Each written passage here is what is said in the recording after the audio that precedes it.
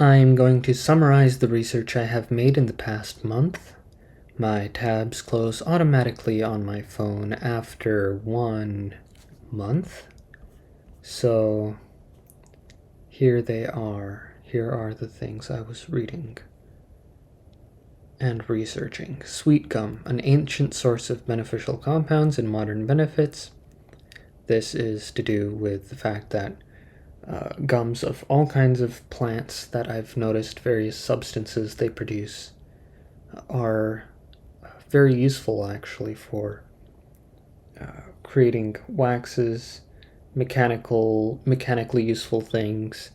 Many drugs are based off of these sorts of substances. So I was just reading about that. Sanitization by cavitation. Lots of things need to be cleaned in our everyday life, and it turns out that cavitation and ultrasound are very efficient because they don't create lots of heat, and they can also mechanically remove dirt off of objects. Also, ultrasound can be used to cut objects very easily with ultrasound knives and that sort of thing, and especially useful stuff, things like cardboard and whatever. It cuts them, well, cleanly in comparison to knives, normal ones. Total carbon footprint of the modern American home, North American home. So this is just an article talking about all the different inefficiencies in modern housing design. DIY homemade sidewalk chalk paint is, I could make starch paint from, for the different primary colors with various naturally derived substances, but the blue color is very difficult to obtain, so I was just looking if I could use blue chalk paint to make that, and that's a possibility. Turns out that Rembrandt also thickened paints with flour.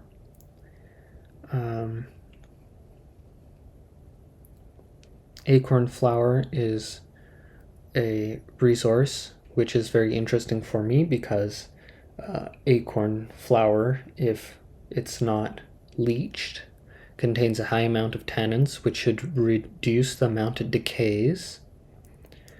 And I was looking into different plants, and it turns out that the dwarf chickapin oak is especially effective at producing acorns.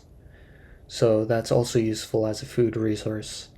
And in general, bushes seem to be the best way to get as much as possible out of a given amount of land with the least input, because it's not difficult to pick things off of bushes.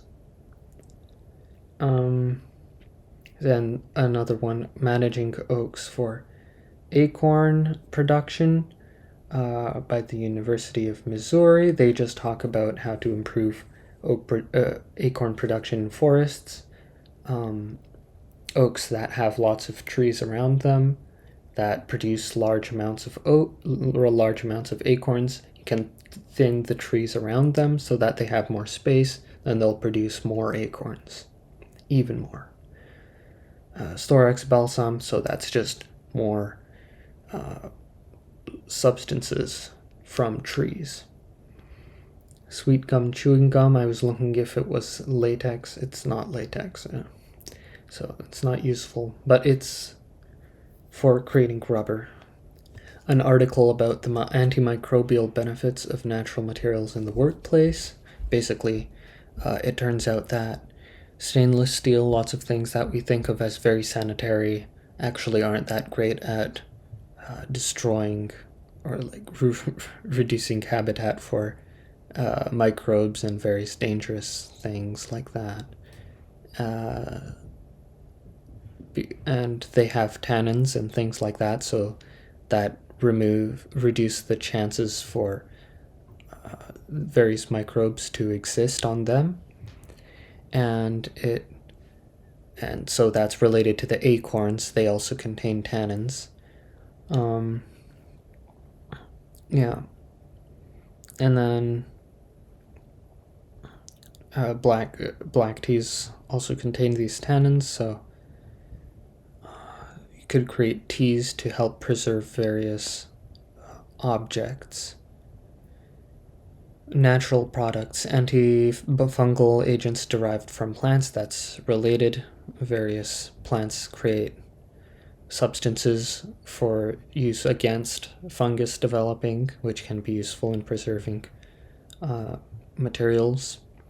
At That Mat had a wonderful article about the grand unification theory for modular units. And it basically turns out that centimeters, 4x4 centimeter grids,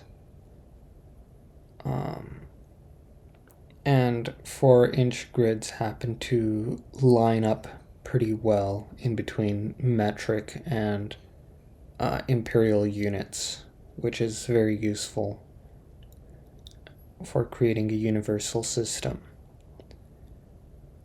How to build your own living structures. Just an interesting book that I want to read. How to build with grid beam. So grid beam is related to various modular systems.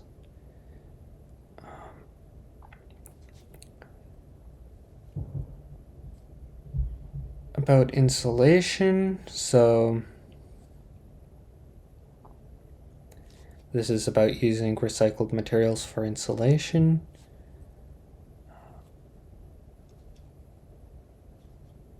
Wood chip insulation seems to have certain use cases as long as in places where moisture isn't too much of a problem. Researched a little bit cellulose insulation, lots and lots of processing is quite a complicated system. Not a huge fan of that. It's because I'm trying to make a studio in my backyard. The insulation value of wood is not that great, but it's not too bad either.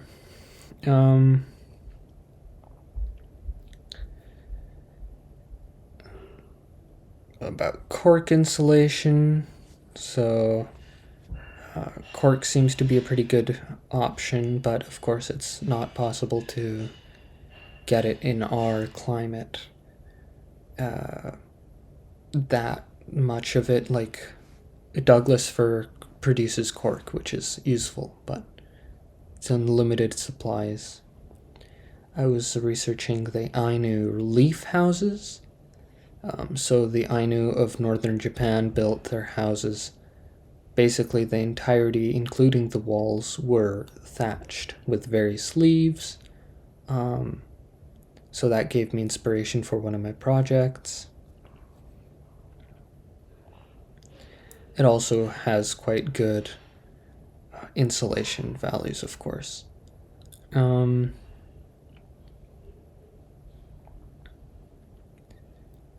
This is about Douglas fir bark, and all of the uses it has, and it's just a huge book on this, and it's incredible. It has a huge amount of uses.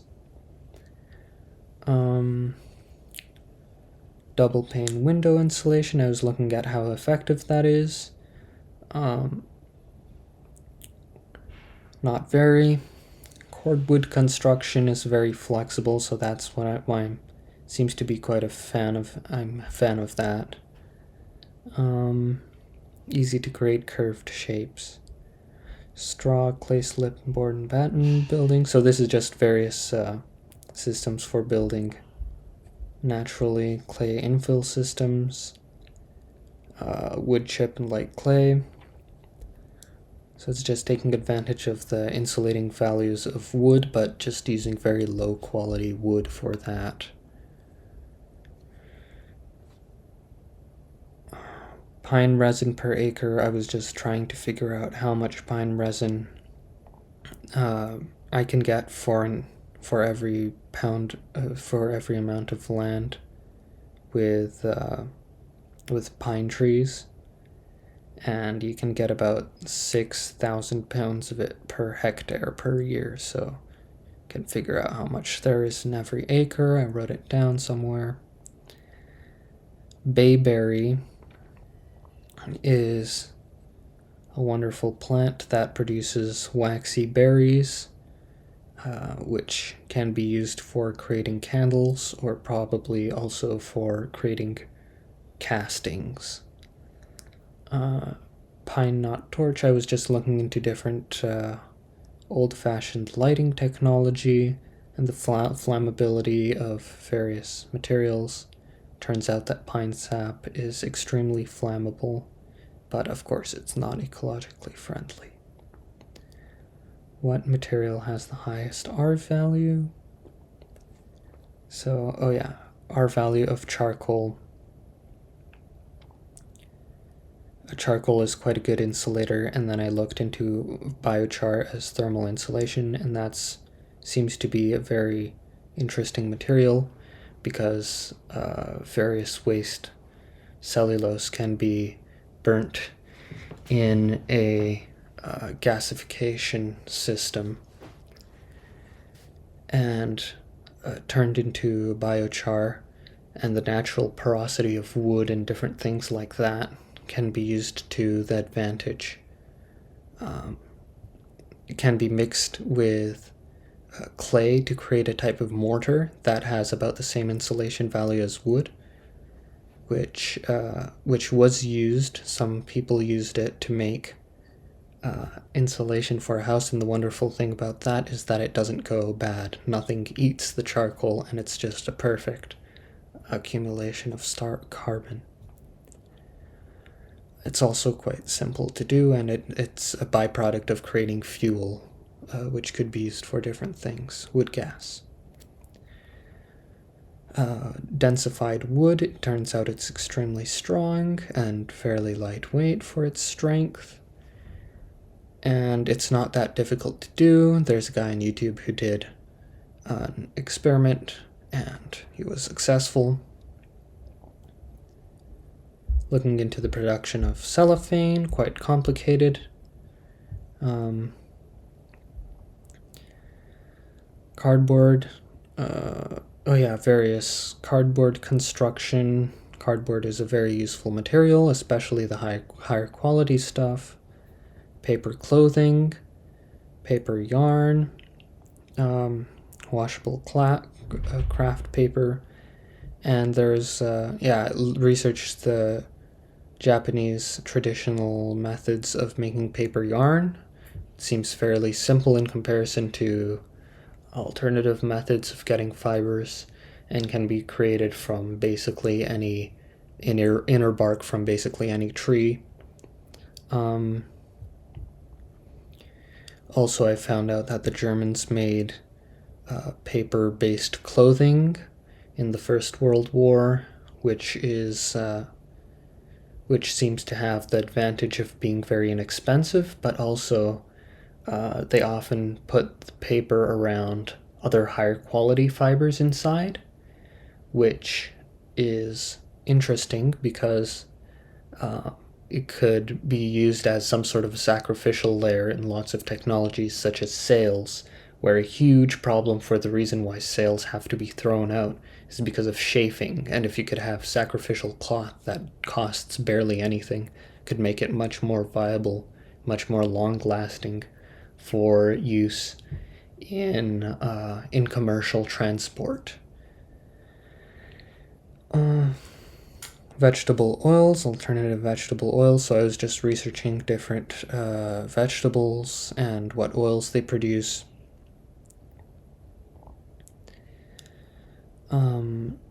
Black pepper farming is just curious. Iron oxide pigments seem to be fairly easy to produce. Prussian blue.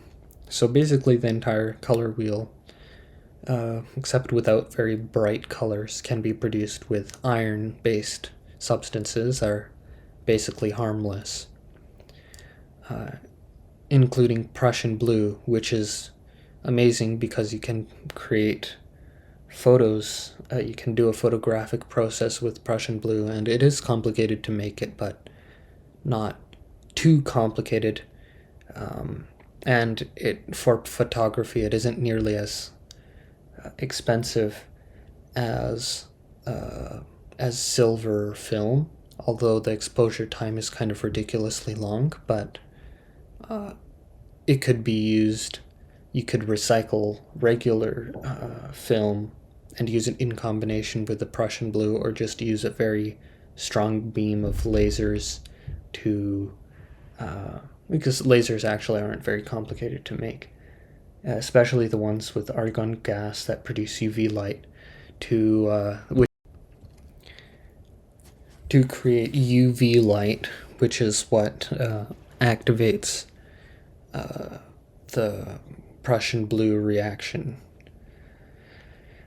And so that could be used as a data storage method that doesn't cost very much and is very low-tech and simple, because really what I'm interested in also is to have it extremely decentralized. I don't like and I understand where conspiracy theorists come from in terms of just a lot of things feeling like a mystery, when if technology could be more easily available to everybody, in terms of knowing how things are made and production being more local,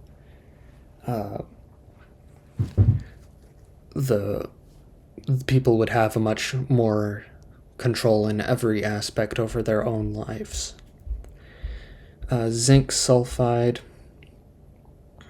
So just looking at that, it can be used to make white paint, very useful, and it seems to be relatively safe.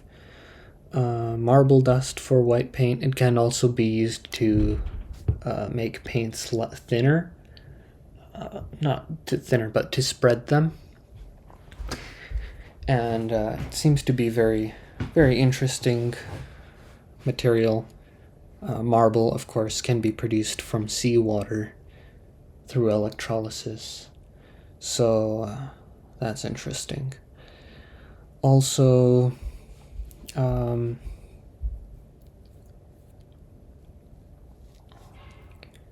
various pigments. So here I am. Matter pigment, of course. Various plant-based pigments can be quite bright.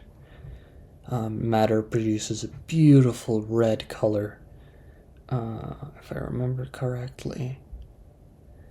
Yeah. And violet iron oxide, it isn't really that violet, but looks like something.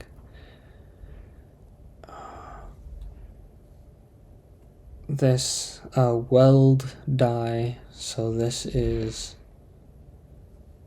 all kinds of dyeing plants, just reading about those, looking at where yellow dye comes from. Pretty much anything produces yellow dye. Actually did an experiment on this.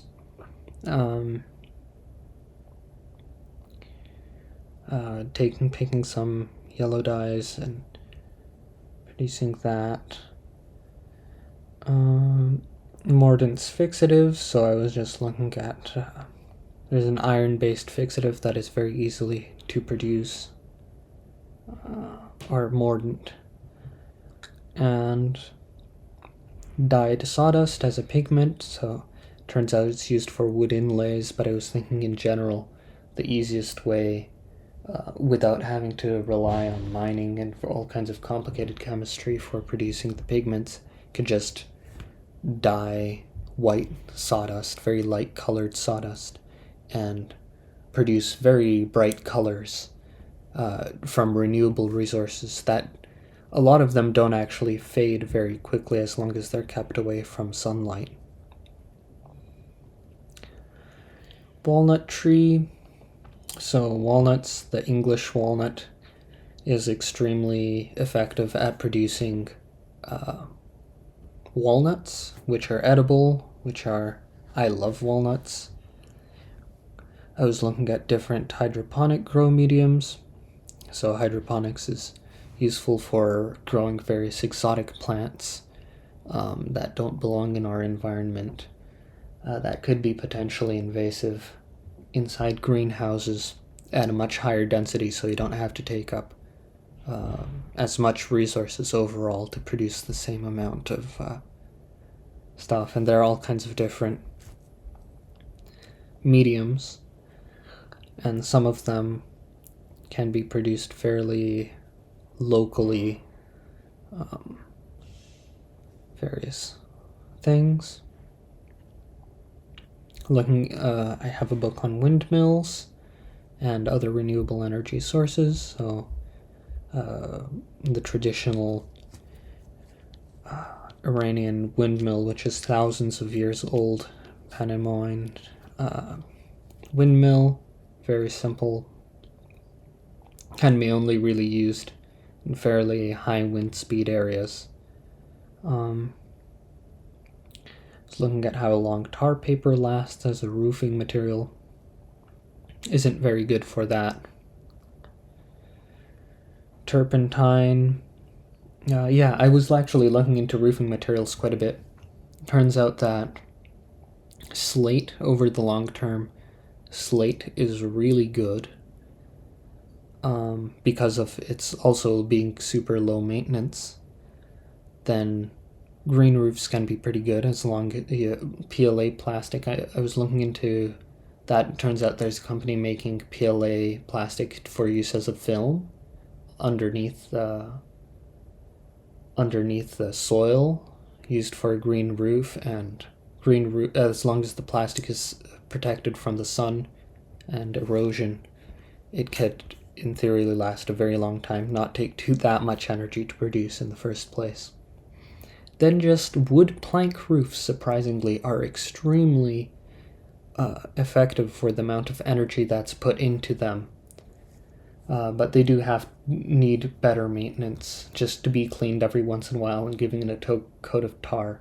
And this is not shingle roofs, to be clear.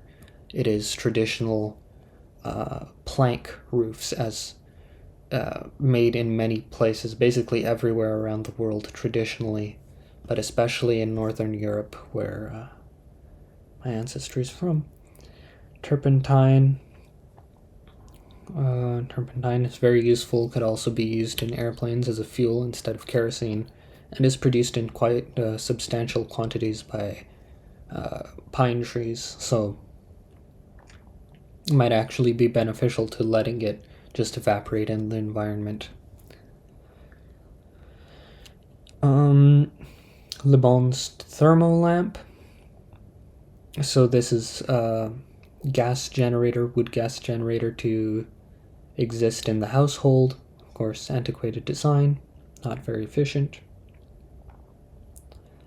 Ultrasound frequency. So this is the frequency. I was just looking into different frequencies, whatever. Kerosene lamps. So they aren't very efficient, of course, in comparison to modern LEDs, but I was looking, but they are very easy to produce, could be useful in some cases when an extremely large amount of light is necessary, and where it doesn't have to be on for very long, because the maintenance on kerosene lamps is almost nothing and very easy to repair. Making light with luciferin. So in nature, light is produced with luciferin, and it turns out that this is an extremely efficient process. Bacteria that do it are 85 to 90% efficient at turning food into light, which is just insane. Much better than LEDs. So central lighting systems, probably in our houses maybe, or in between a few houses, or I don't know, in the middle of a city, probably an entire district, could be farmed and fed at one point and piped around the city and disturbed at certain locations to produce light. Could be probably selectively bred also to improve those characteristics.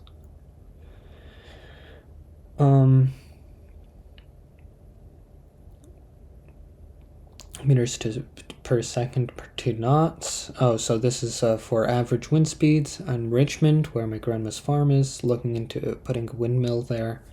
The wind speed is just about the global average, which actually happens to be an extremely handy thing, because if a windmill could work there, it could work pretty much anywhere. I looked into how much power windmills produce in comparison to how much wood. It's far, far more effective to use wind turbines.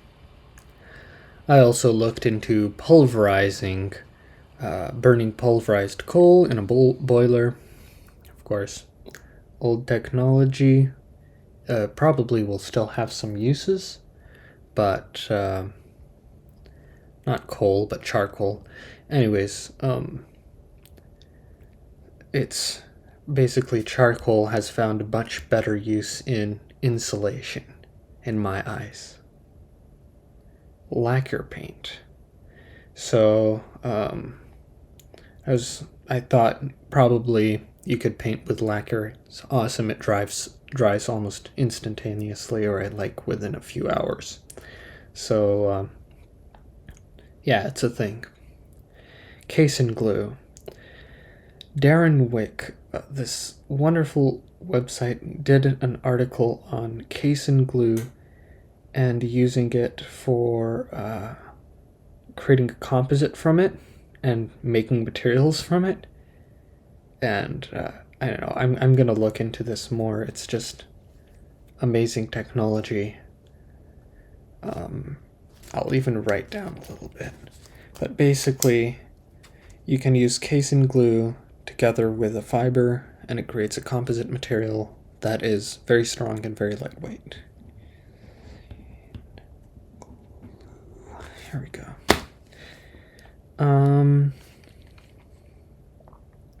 So then there was this guy doing engineering self-study, guy called Surjan Singh, and made natural composite panels for his car.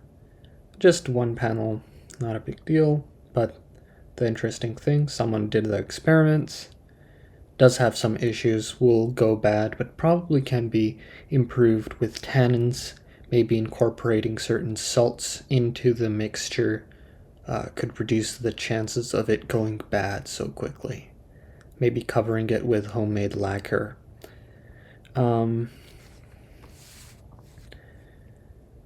The Anarchist's Finishing Manual, I'm not sure what this is. Yeah, about lacquer and stuff like that. Floating gardens.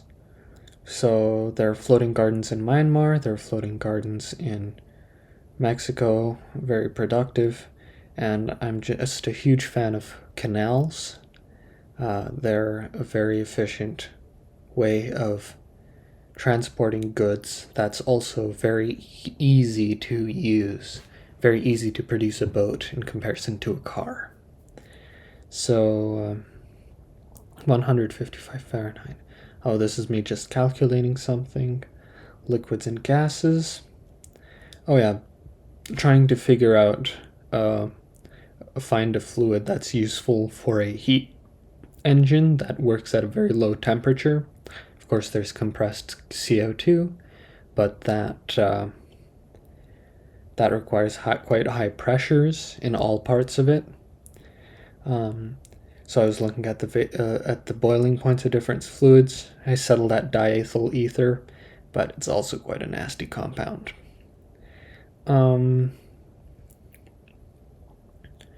It's better just to use a Stirling engine wherever you need to use the heat.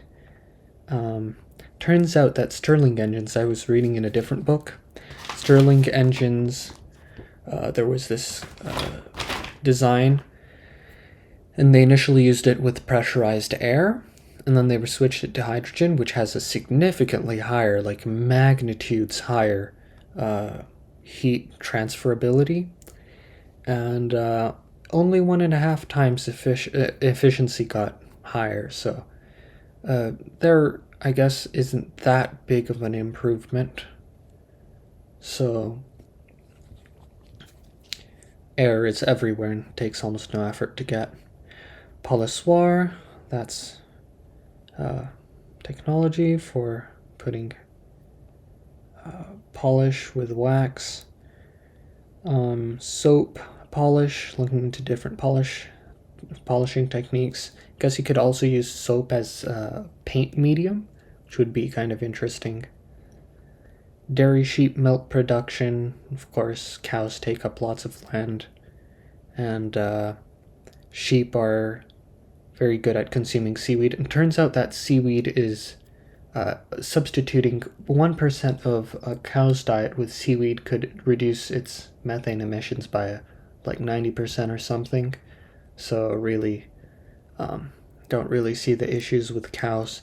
Could be the future for farming technology because their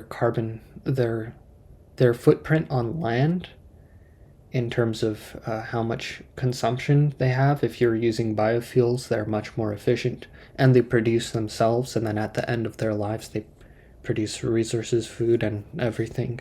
So really, animals with combines are the answer. Mixing pine tar into varnish. So pine tar can be used as a type of coating. Was actually what was used on those roofs. They applied a very thin layer of pine tar to stop them from rotting. Is pine resin a thermoplastic? It is. Natural red dye. So I was looking into different red dyes, natural red dyes. Lichens are pretty interesting for that because they can grow in places where nothing else can.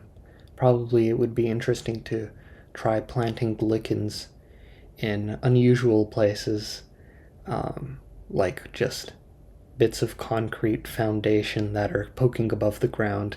Could like plant lichen on it so that they produce some sort of a useful resource. Woad. Yeah, that's for producing blue, I think. Madder is for producing red. Tansy everywhere. Tansy's everywhere. I actually tried making an experiment making yellow dye from tansy flowers, but you can also use basically any part of the plant for that. And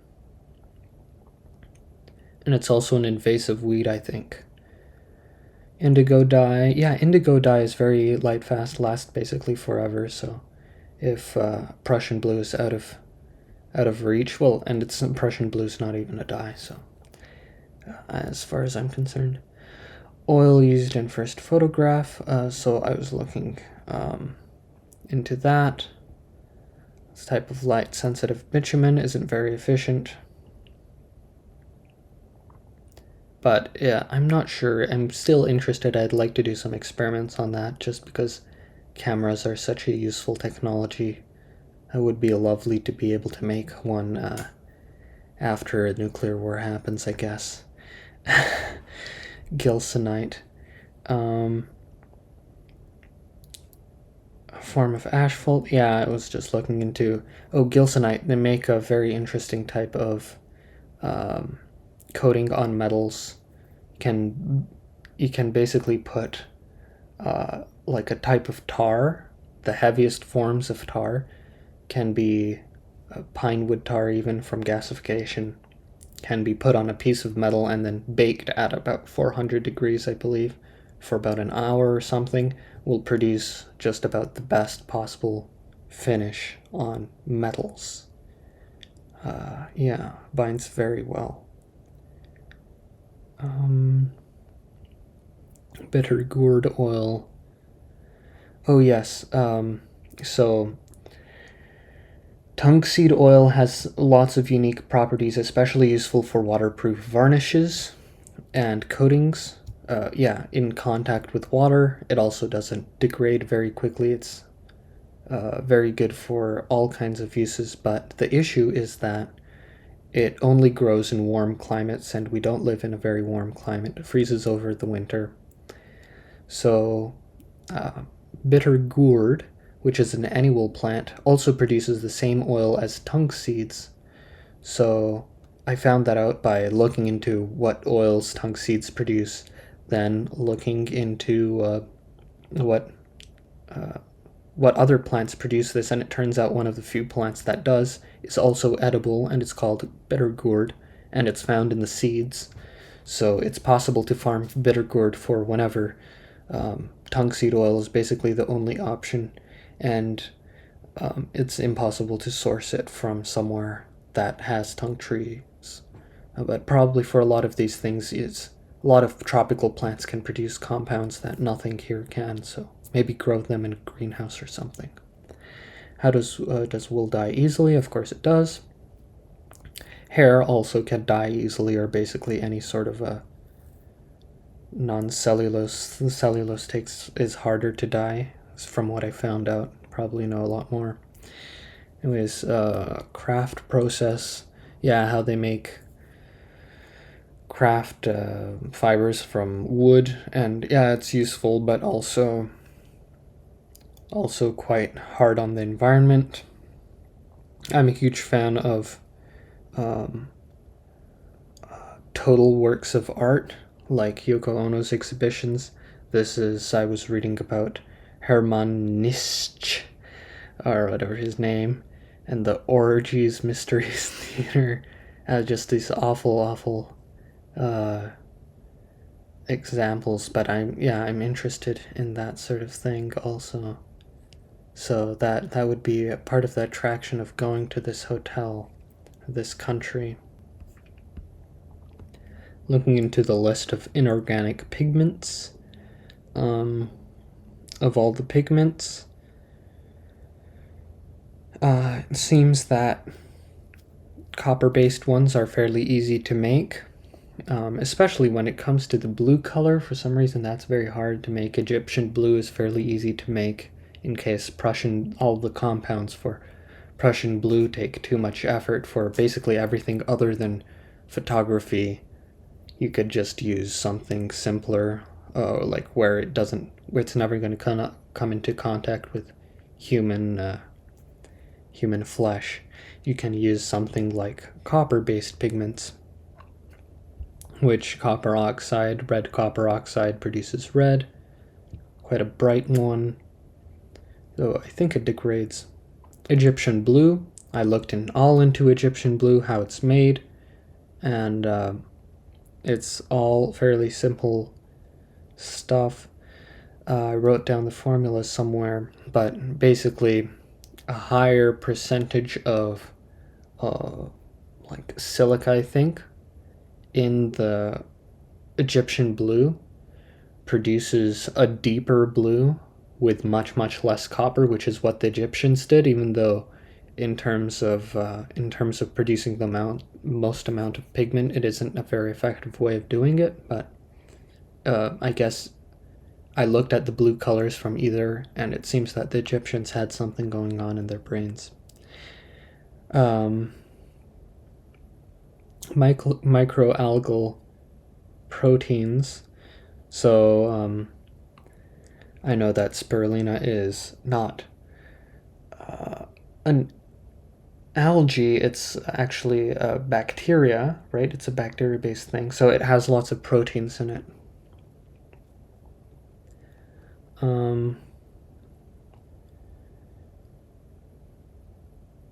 Lignin adhesives for plywood, I would like to look more into that, but it seems to be slightly complicated, also based off of the craft process, but ideally you could just avoid that process because there are quite a few chemicals involved. It's quite complicated, but definitely useful for probably some more high-tech applications. Also, if you have bushes, their diameter is a lot smaller, so a lot more of it is the inner bark, which then you could just use the inner bark without going through that entire ordeal of using the pulp, which is pine trees are just huge masses of pulp.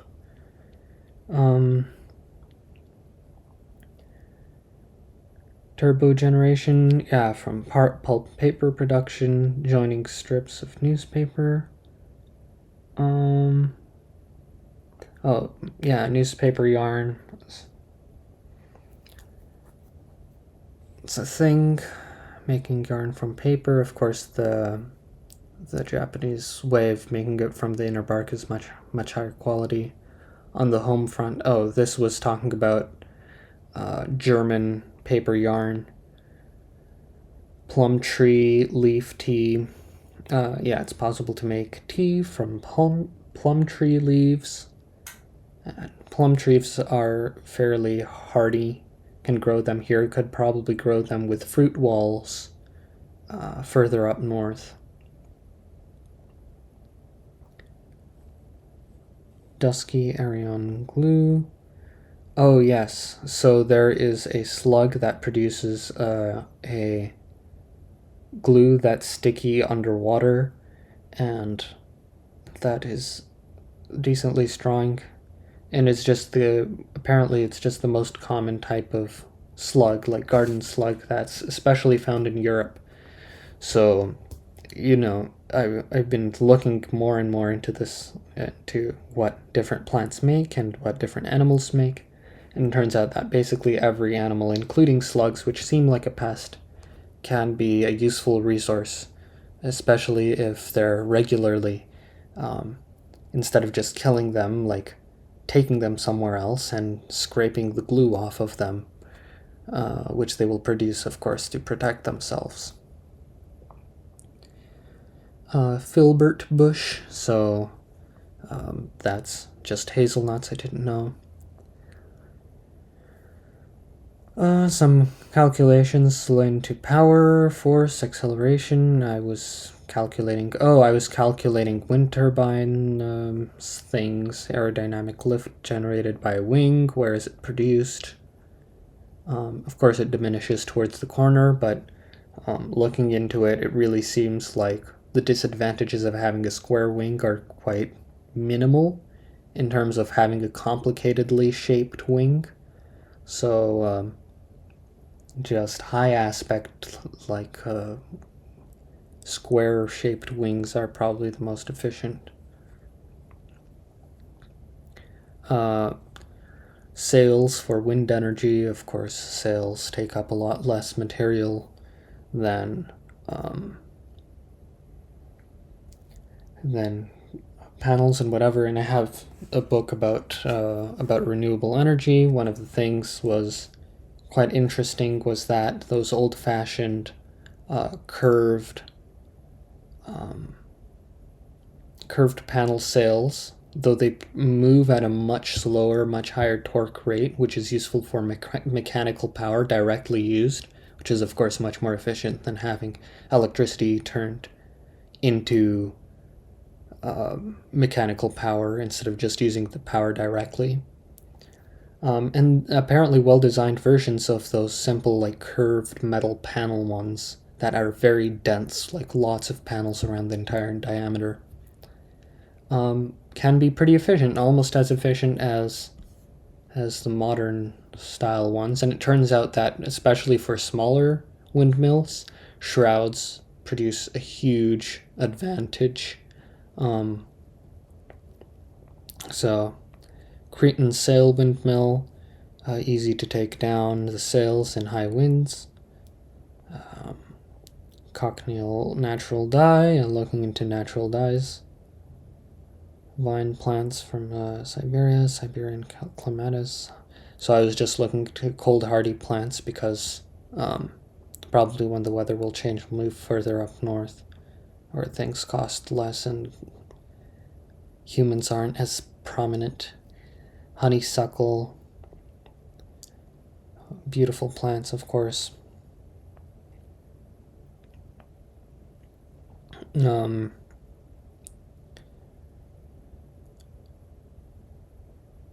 I was looking into which vines are shade tolerant. Small, straight-grained softwood trees, so the local trees are huge, but of course for human uses, people don't like to wait too long, have too long turnaround times in between crops. So looking into smaller trees. And I forgot what it's called. I have it written somewhere. But there's a type of tree that grows pretty much all through the boreal forests that doesn't grow that large, but and its needles, I think, fall off every year. But its grained wood is very straight, and it's almost like cedar. Very straight, very strong, very lightweight. Nernst lamp. Nernst lamp is basically like a simpler version of usual tungsten filament lamps, but it uses ceramic instead, and it glows a much lighter color. Takes much less energy, so that's an alternative, of course. LEDs are just insanely complicated and very not very easy to recycle, though they're possible to recycle. Everything's possible to recycle. Dragonfly cultivation. Yeah, looking into that for gardens. Efficiency of a brush DC motor, around 75 to 80%. To 80% efficient is like the general estimate for a well-designed one, and the brushless ones are 85 to 90%. But I mean, the simplicity in a brushed motor is significantly simpler and much more accessible to a normal person, as opposed to complicated various motor controllers. Paramagnetism, looking into that. The Kotatsu table, made by the Japanese. Of course, what you want to do is heat the person and not just the entire environment, so seems quite an effective way of keeping people warm.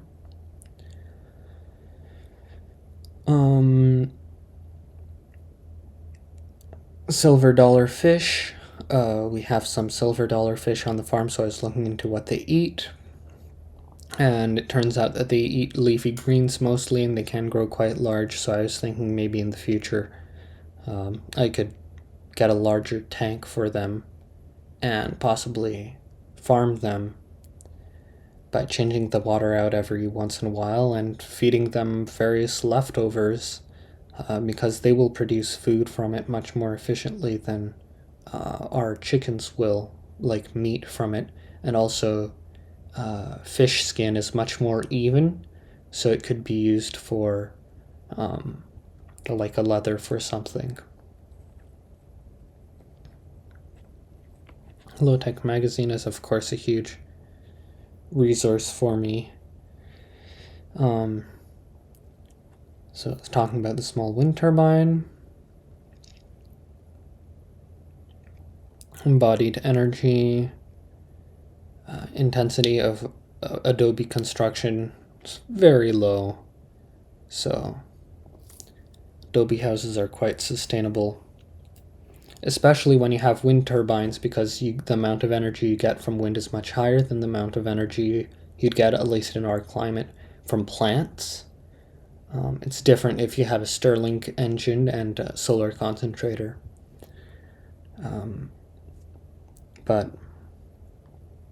yeah, very efficient. So you have much more mechanical power. You could just do stuff with stone and would last a lot longer, a lot lower maintenance. Portland cement, looking into what it's made of.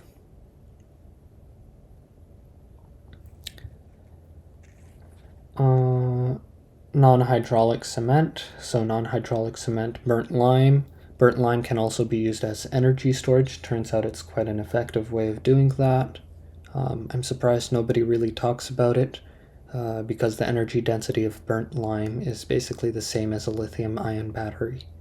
So it's extremely energy dense and very, very simple. It's basically just a factor of having the most efficient kiln possible to burn it in the first place, and you can use basically any excess energy to do that and store it basically indefinitely as long as moisture doesn't get to it. Glucose antifreeze, so very simple antifreeze, looking into that for solar water heating and various other uses. Skunk cabbage produces its own heat. It's just kind of curious. Probably very efficient at it, as biology usually is. Blue lichen dye, looking into blue dyes made from lichen, and they're useful for that. Growth rate of drooping moss. So I couldn't really find any numbers on that, but it seems that moss if you give it good conditions, can actually grow surprisingly quickly, but they absorb pretty much exclusively green-colored light, which makes sense, because they usually grow in the understory of other plants. But it also means that their photosynthesis isn't that efficient, apparently, but they can grow in conditions where other things can't, so probably in indoor environments, as long as maybe if they could be trained not to produce spores, they would be perfect for various intermediary in between indoor outdoor, maybe covering the floors of pebbles in greenhouses or something, in walkways or something like that. Because they're also a useful resource, of course, for preservation of wood. They produce various chemicals that nothing else produces. Planted ceilings, yeah, just looking into that, capturing all the possible light within an environment would be pretty cool to have peas just drooping off the ceiling. Design, of course, a wonderful design thing. Furniture made from woven seaweed. Seaweed seems to be quite a good useful resource in terms of producing glues for other things. Algae are fast growing, globally available from oceans and lakes.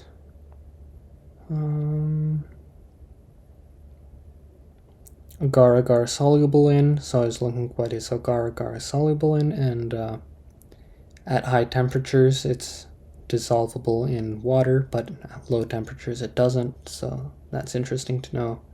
Also, when it's filled with water, it can have up to 99% or something of water content compared to agar-agar, which is interesting. It's thinking possibly useful as a substrate for growing photosynthetic algae in things that have to be very lightweight, probably like, I don't know, covering the skin of a car in various, putting various preservatives into the agar-agar and then producing probably a very moist environment for it to live in, for it to be able to grow growth off of on its surface, maybe a super thin layer of growth. That would be very interesting, just to be able to get a little bit extra biomass. Probably also use different colored organisms, lichens and whatever, to paint cars. That would also be pretty interesting. Gar cellulose composites.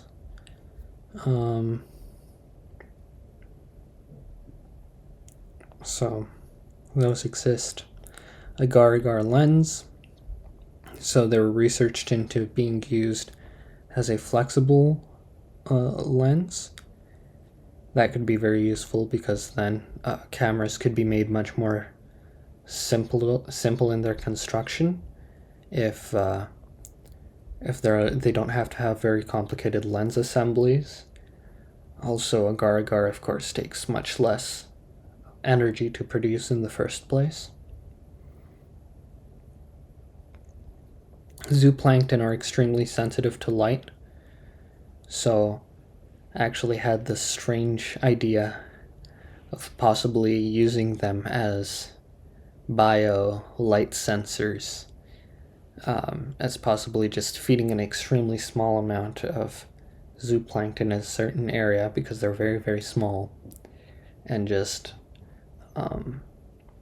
using them to react to slight differences in the amount of light.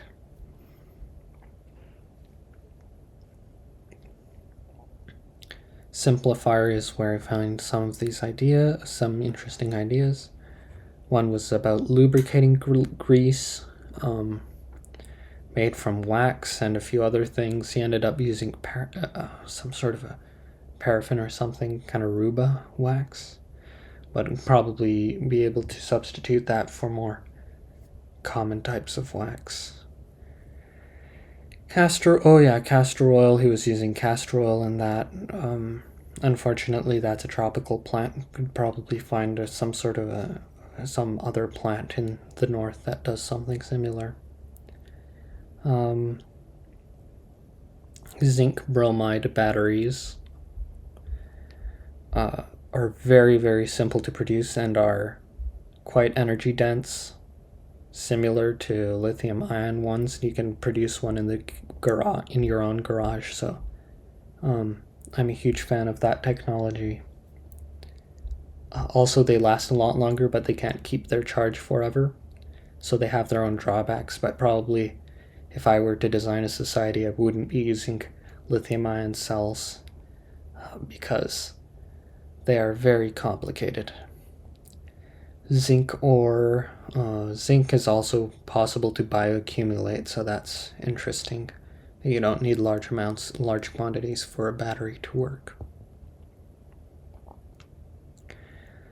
Especially if you only have to use it for certain things like portable devices. How to purify quartz sand. I thought it had to be done with chemicals such as sulfuric acid.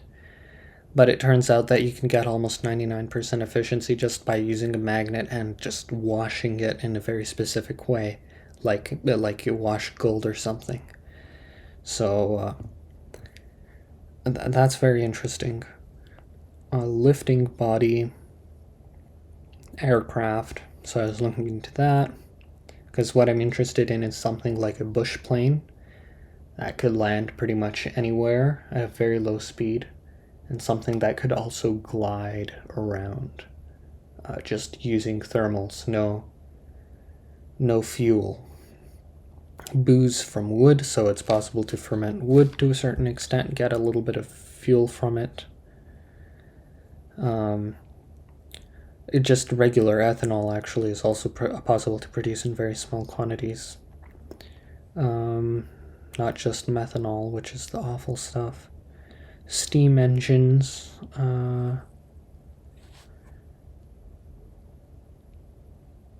Steam engines are quite interesting because they can use pretty much any fuel. Kind of like Stirling engines are also, but steam can be used in all kinds of ways, not just in an engine. Once you have a boiler, you can power all kinds of things with steam. So there was even a steam airplane made, and apparently was much more efficient than the contemporary conventional airplanes. But I found out that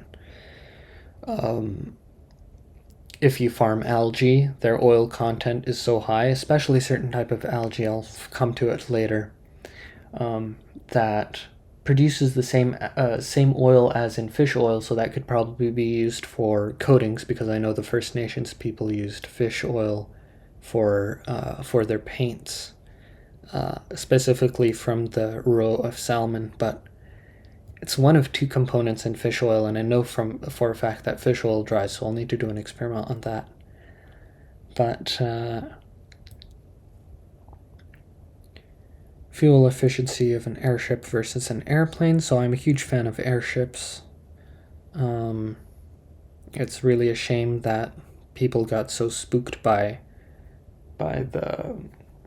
those, whatever that airship was called, the Hindenburg, because the safety statistics on airships even that day were significantly better than those for airplanes and cars, even cars today. So it's kind of silly, in my opinion, that we don't use airships, especially with better technology, even though it doesn't even need to be that fancy. Just better knowledge of weather. Anyways, rant. Car efficiency versus airplane efficiency. So airplanes are more efficient than cars, even the regular airlines that go like 500 miles an hour, which is kind of insane. It just shows how inefficient cars are. They could be way more efficient than airplanes, but they aren't. Per passenger, of course. And yeah, airplanes. And gliders are insane in terms of their efficiency. A lot of airplanes do, like, especially better ones, whatever. Anyways, eco-friendly alternatives to concrete. Oh yes, secrete. I knew about this material for quite a long time and still like to do some experiments on it. Basically concrete grown from water, like to make a bottle or something from that. Thermal diffusivity, heat conducted versus heat. I was just trying to figure something out. Energies. What is this about? Oh, yes. Twin rotor turbines. So Miscellaneous turbines, turns out, can be pretty efficient, especially when using some sort of a guard around them, and like to funnel air towards them. And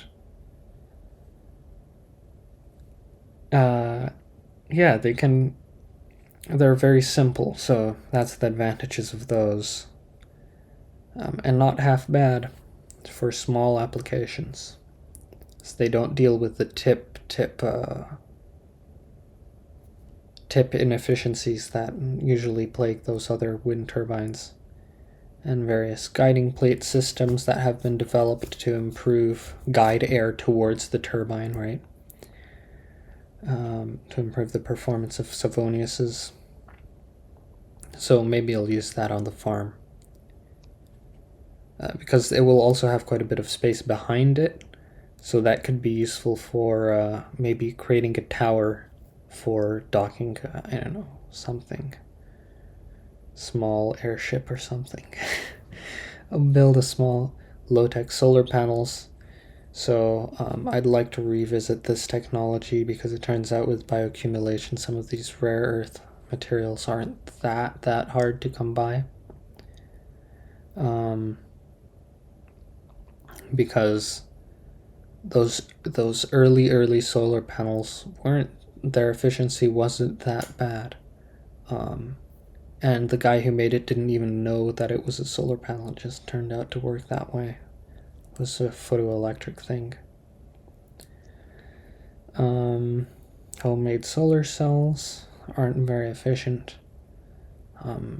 Lots of complicated systems for that. The could probably just be used as a photosensor, but even as that, they're not that great.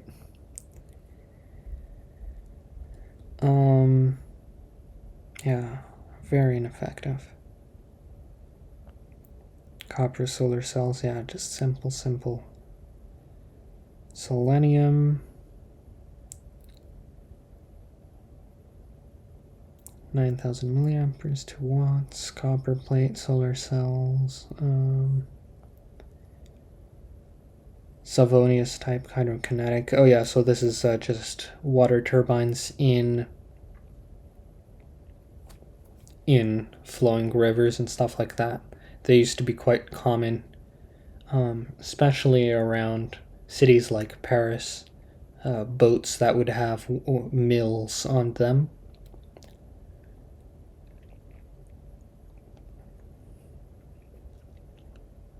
Commercial hydrogen airships. Reading about that. Solar hot air balloon can be quite a good system actually, as long as you have sun. So probably in desert climates you could have somewhere like Australia, you could have a big lengthened balloon, just a huge balloon, and just travel across Australia all the time with one of those.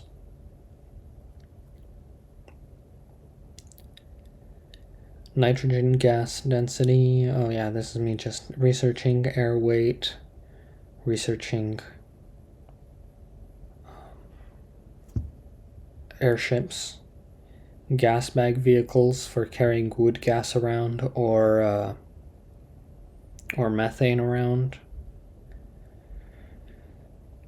Methane is in general better because it can be produced in fairly large quantities from various biomass without reducing the amount of fertilizer the biomass produces. But unfortunately, human excrement in Western societies are very contaminated with all kinds of drugs and stuff like that. They can't be even used like that. They just have to be burnt. They're burnt or somehow processed and thrown into the ocean, which isn't that great either. Or used to grow some sort of a algae for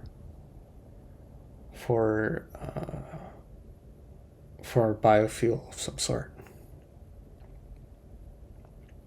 Microalgae, that is. Hydrogen fuel cells.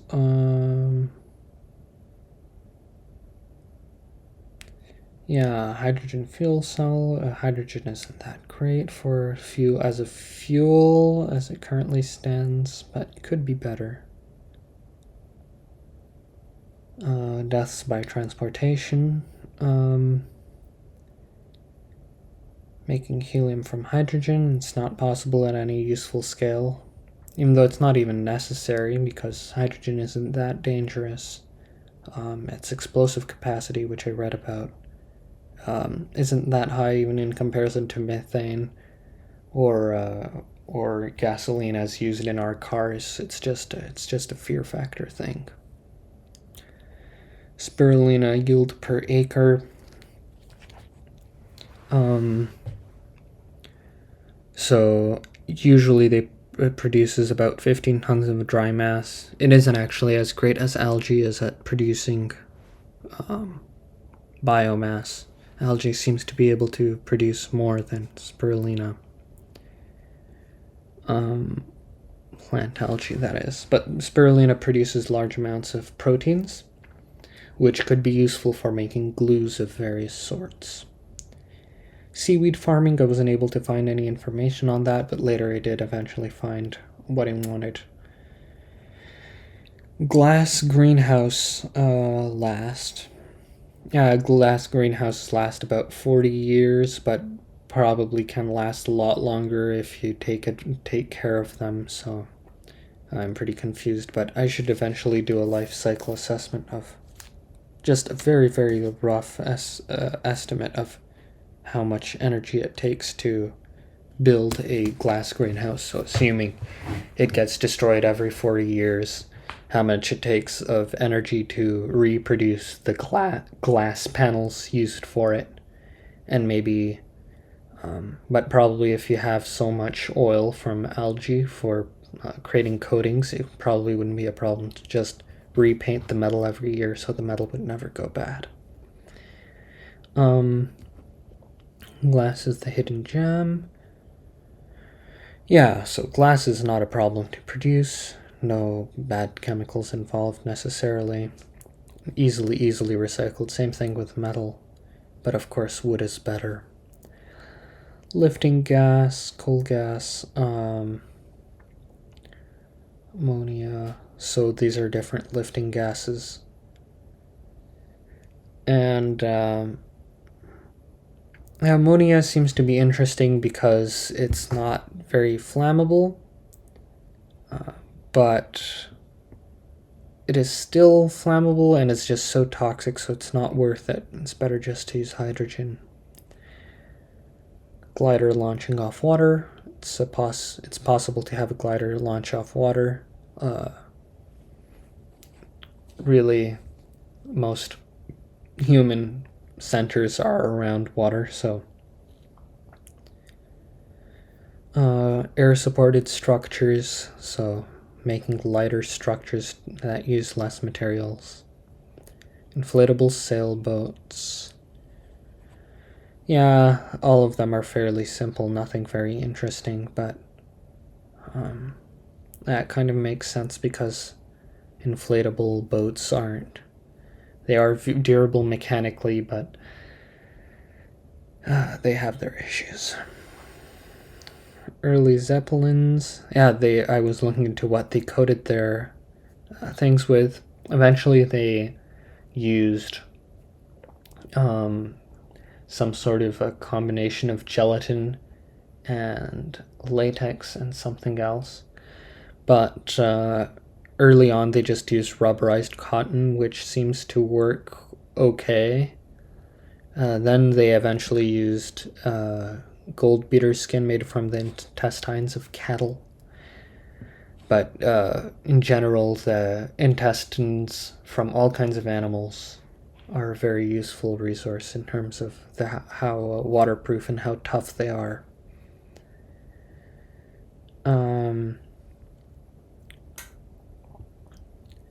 Thermoelectric solar panels. Thermoelectric solar panels aren't very efficient. It's better to use a Stirling engine. That's the best system, or some sort of a heat engine. Produce steam, maybe.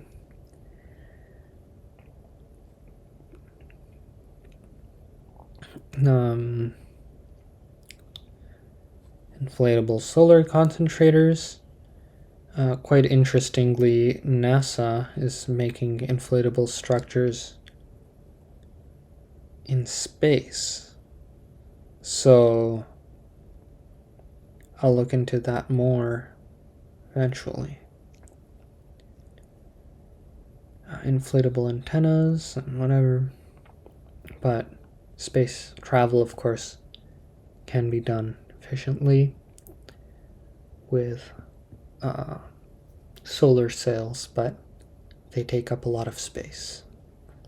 That's not really a problem in space. It's very spacious. Natural rubber film. I was looking to see if it's transparent or not. Just out of curiosity. It is slightly transparent-ish.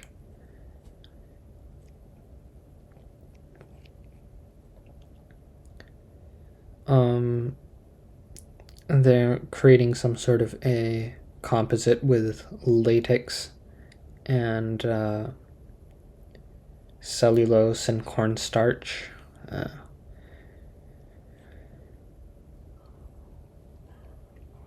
Hydrogen car solar concentrator of Jean-Luc Perrier. It's a guy who made some fancy stuff. I'm quite a fan of what he did. Especially in terms of the solar concentrator, it's quite clever. He just managed to make it work by on a regular roof. It does look a little bit strange with that mast poking straight out of it.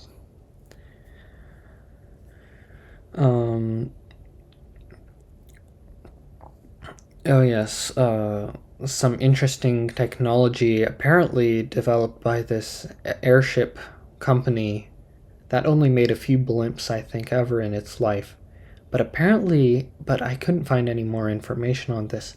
They made some sort of a compound to make hydrogen less flammable, so that could for sure improve the viability of airships. If you could say, oh, that's just a phased out thing, their flammability. But it's not really an issue anyways.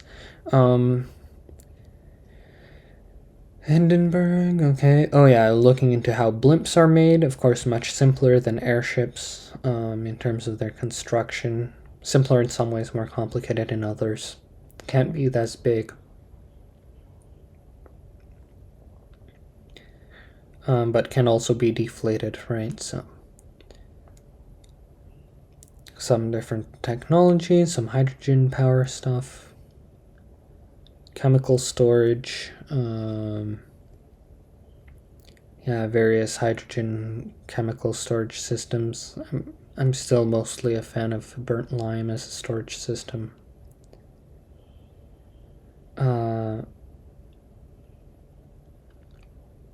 Lime is also, of course, very useful in all kinds of chemical things. Horizontal axis wind turbine. Also, once it's once it's hydrated, which is when most of the energy is released, it can be used as mortar, which is, I think there's only advantages to that. Wind DIY. Whatever. Homemade wind turbines. Numerical investigation of Darius wind turbine, more wind turbine stuff. Foot mouse, so I was just thinking in terms of ergonomics, that would be interesting if you had a mouse for my feet, so then I could do repetitive tasks, which a lot of these things producing, especially with natural materials, it doesn't take that much time all in all, but still it takes a decent amount of time just with your hands and watching YouTube or something. So have to take your hands off of what you're doing to manipulate the computer, so then it just ends up being me listening to music. But like, I listen to music all the time, so anyways. Especially when you're just sitting behind a desk, it's kind of boring. So this is me looking more into Tansy, and this is when I found out that you can also make it out of leaves.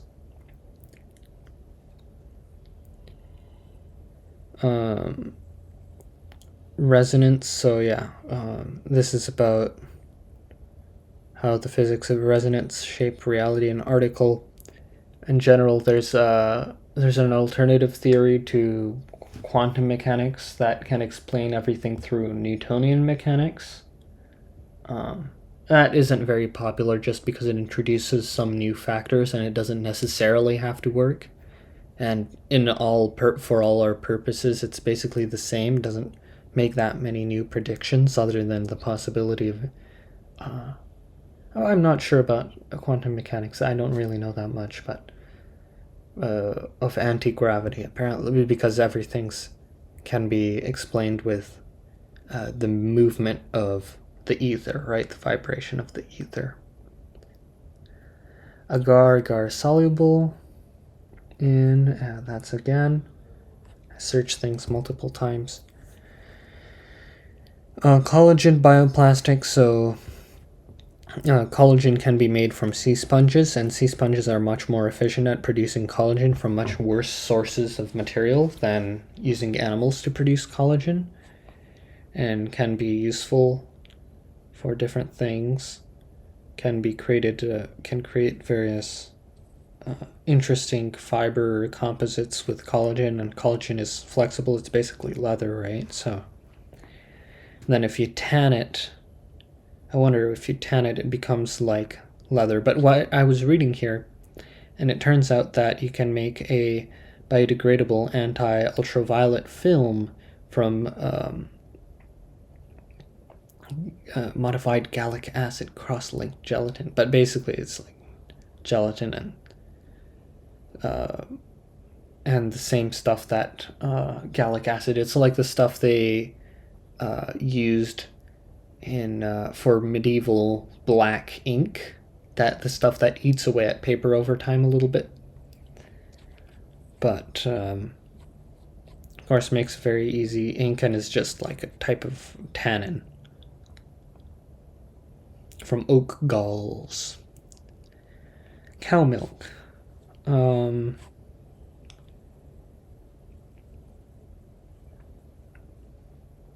Cow milk without the cow.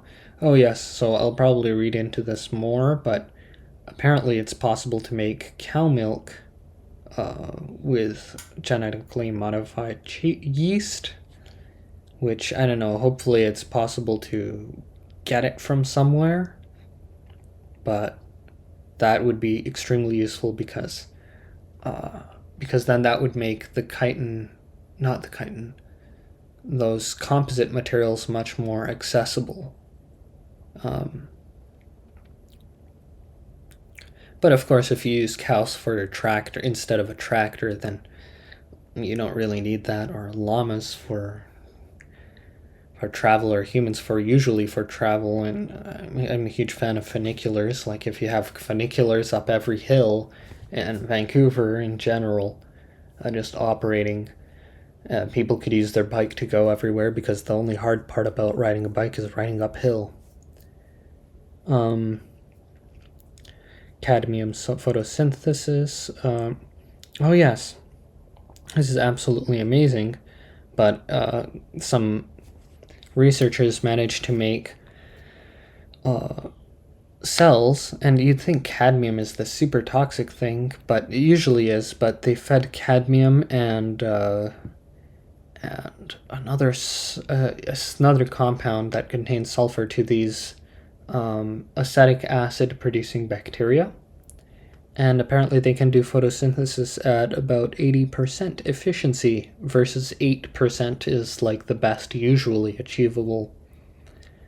So that could be extremely useful for producing large quantities of acetic acid, which is of course useful for creating acetate from cellulose, which is thermoplastic, and that is fairly resistant to all kinds of things. I've actually put a piece of cellulose acetate into a large jar of seawater, and I'll just wait years to see if anything happens to it. But I don't think anything will happen to it. Same thing with a piece of PLA. I haven't been able to find any information on that though, but would be useful. Cellulose acetate, especially because it can just be dissolved with acetone and used as a type of varnish for ships, because of course ships can sail, and I love sailing. And sailing ships could be the future of transport, so here we go. Scientists turn CO2 into fuel with solar power. Yeah, some quite high-tech stuff. But it's interesting because quite similar to acetic acid, which is vinegar, there is acetate, but just not cellulose acetate, just acetate. It's like, apparently it's basically the same thing as acetic acid minus one hydrogen. So it's quite an active chemical, and just a small concentration of that is able to fuel plant growth without sunlight.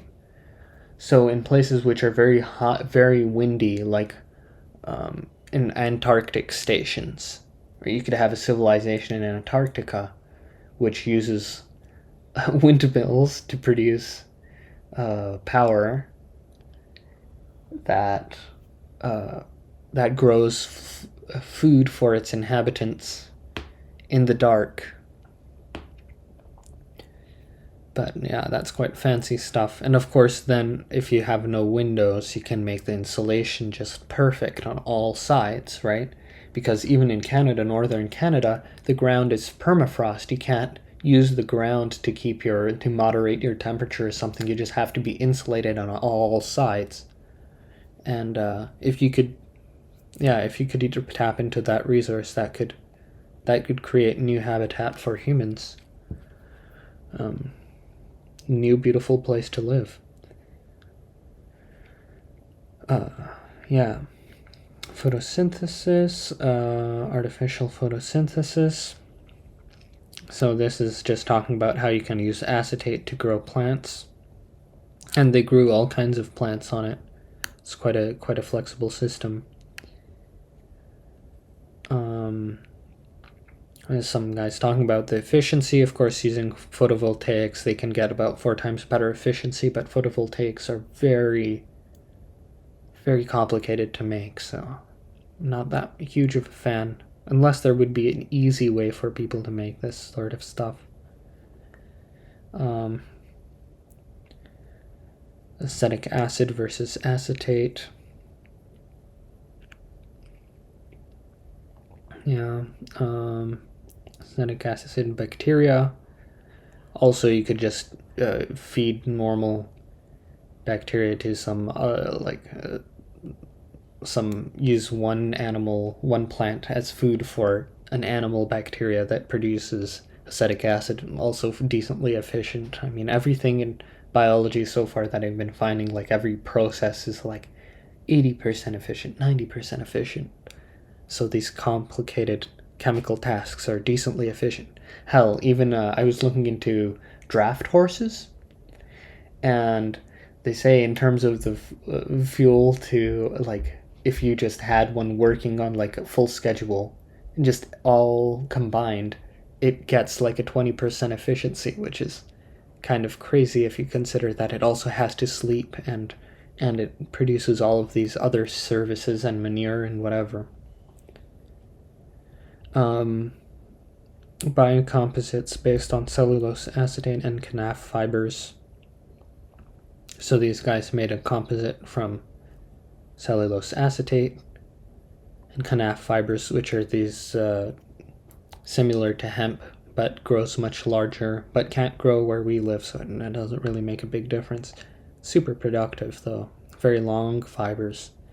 Linen can grow here, but it has some disadvantages. Really, the way to go here in terms of just wanting to produce textile fabric seems to be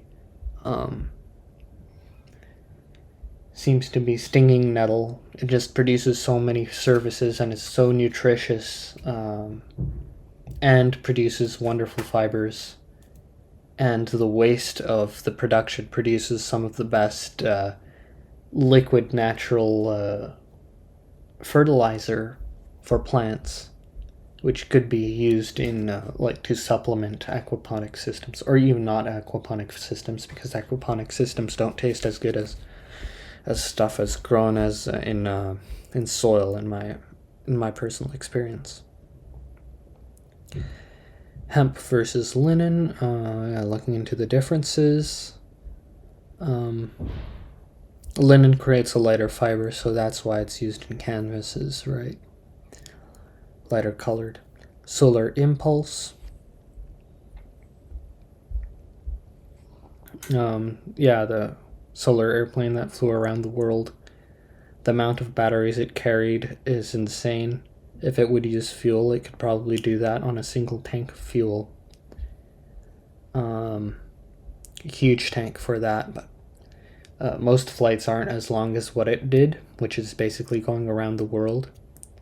So gliders, and it didn't really glide, but if you used gliders, you could probably sail around the entire world while using barely any fuel, which would be kind of a dream, because even though you're not probably moving as in straight of a direction as you would be with a sailboat, maybe even a fast sailboat, gliders are generally much faster. And they can also fly over land, which is a huge advantage.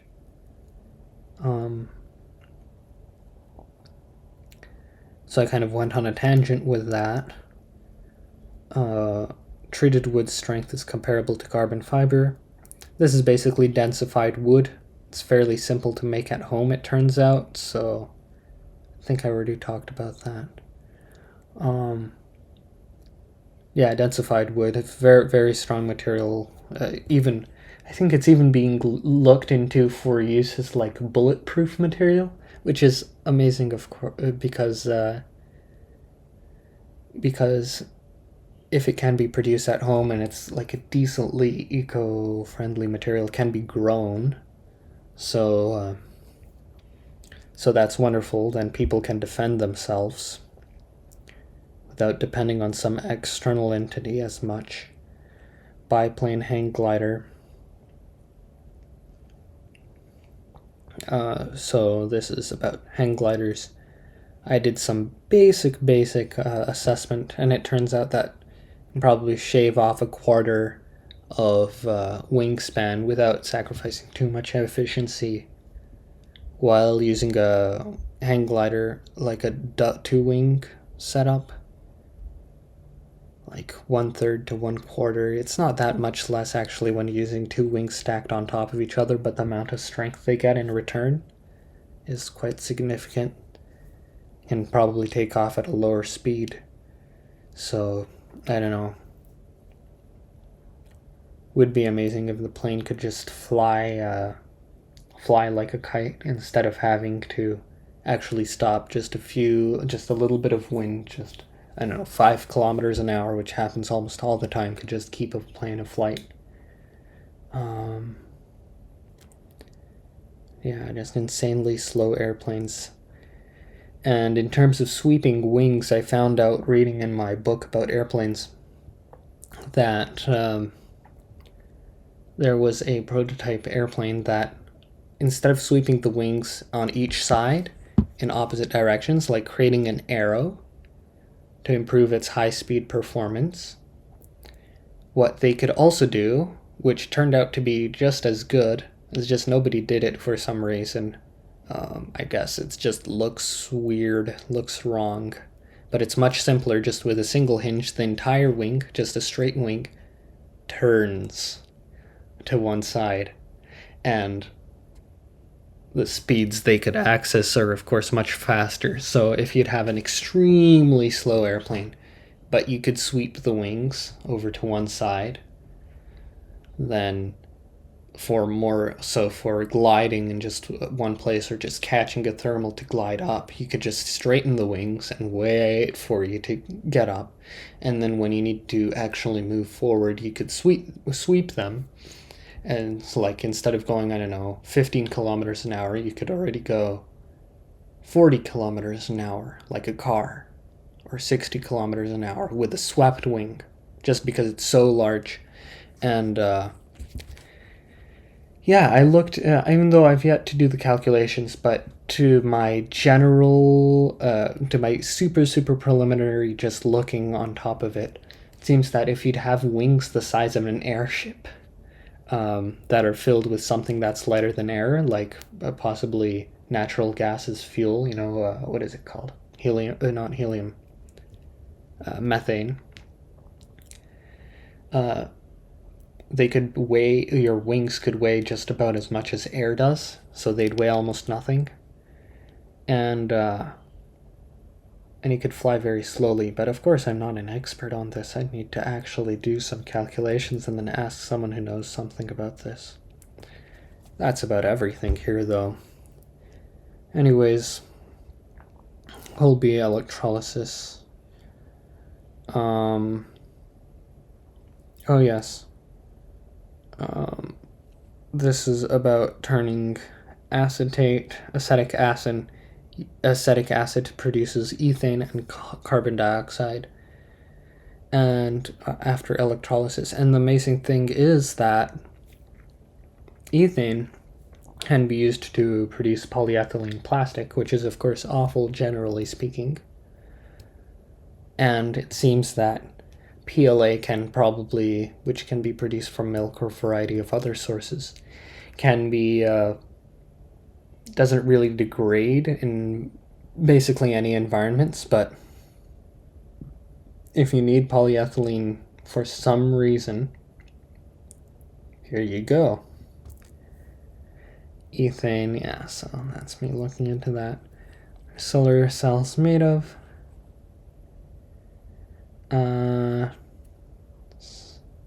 Yeah, so it's just me reading into the different chemistries of solar cells. Get zinc, cadmium sulfide. Yeah, okay. That's what I was looking into solar cells. So that's a compound, I guess they use in that. Centimeters square per meter square. Yeah, just doing some calculations to see what the homemade photovoltaic cells actually yield. very low efficiency, usually about just, you could say like 1% efficiency, and that would be very generous. Still some power, but probably the embodied energy into it makes it barely worth it.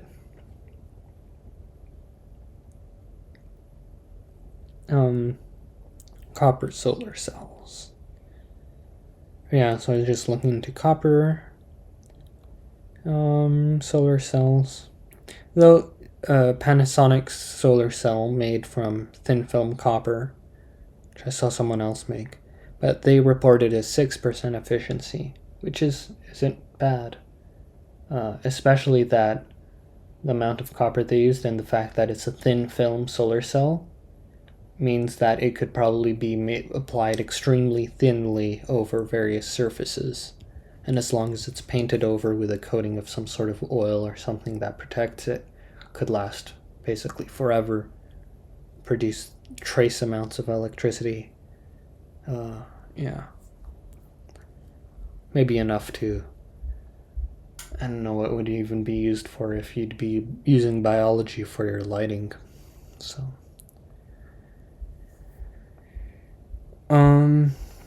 Moss photosynthesis. Yeah, so this is where I find out that moss absorbs mostly green light. Quite curious. But I'm sure there's all kinds of stuff related to that. Boreal conifers. So it turns out that Scots pine, which grows in many, many places, doesn't grow here, I think.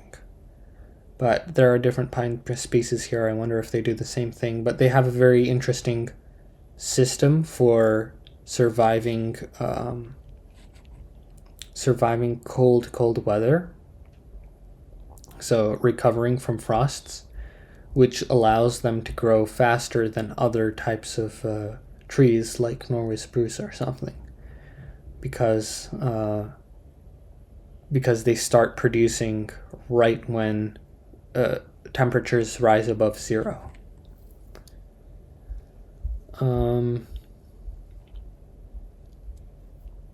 Wavelengths of visible light. Scots pine salt tolerance. A slight salt tolerance, it seems. That's one of the amazing things about bayberries, though, the ones that produce wax, is that it turns out that they're very salt tolerant, which is great because really where most people like to live is next to the ocean, including me. And a lot of places, a lot of coastline is very windy and has salt spray, and that's why it's not so popular to use now.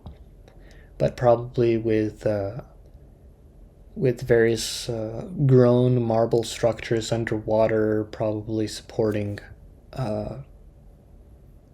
macroalgae farms, right? You could shield the coastline from some of the waves, but you'd still have some salt spray, so you'd want to have plants like the bayberry that can withstand that abuse. And still produce something useful for human beings and for animals. And the wonderful thing about bayberry is that it is local to Canada. It is from Canada, but of course it's not local to here. So, algae fuel yield versus plants. Oh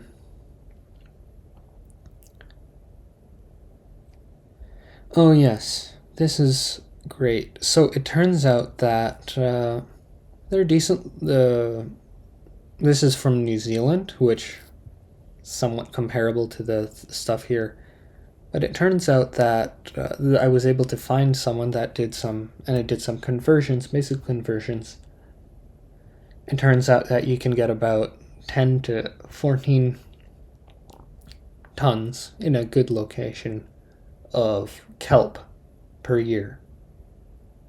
So kelp farms can be useful, maybe for biofuel.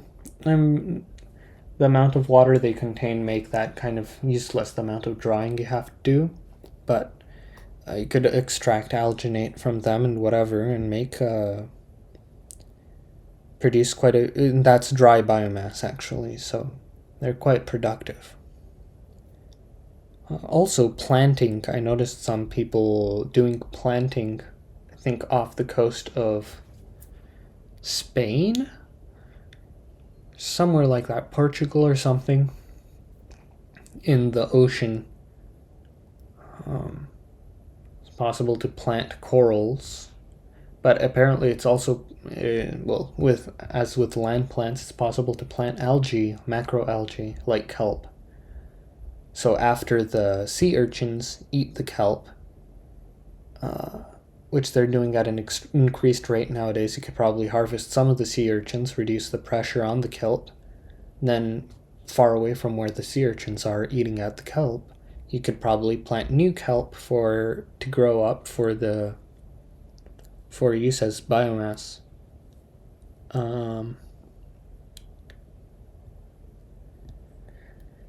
Ocean thermal energy conversion. This is thermal energy from the ocean. Turns out it's a very sustainable source of energy, but isn't very useful here. But in the tropical regions in some areas, especially near East Asia, could produce immense amounts of energy from the thermal gradient in the ocean.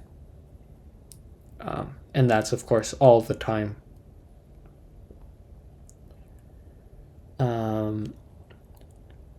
Silt casting, clay castings of bowls and whatever, seems to be a fairly simple technique, although it's one-off. But I looked into it, seems pretty interesting. Organicism in contemporary architecture. This is about solari and arcology and whatever. And so, of course, interesting, but it's a very top-down approach to this sort of thing and not very sustainable. And humans are like, each one of a human is with the brain and with the body, so it's not like there needs to be some human taking over for all humans, right? It's like every human is their own individual cell, and I see the view of human is to provide, is to create the role of a human is to create a habitat for other beings, including himself. So basically doing what corals do in the ocean. Create all these beautiful structures, sculptures, whatever. Then, once you're not interested in them, let them degrade a little bit, whatever.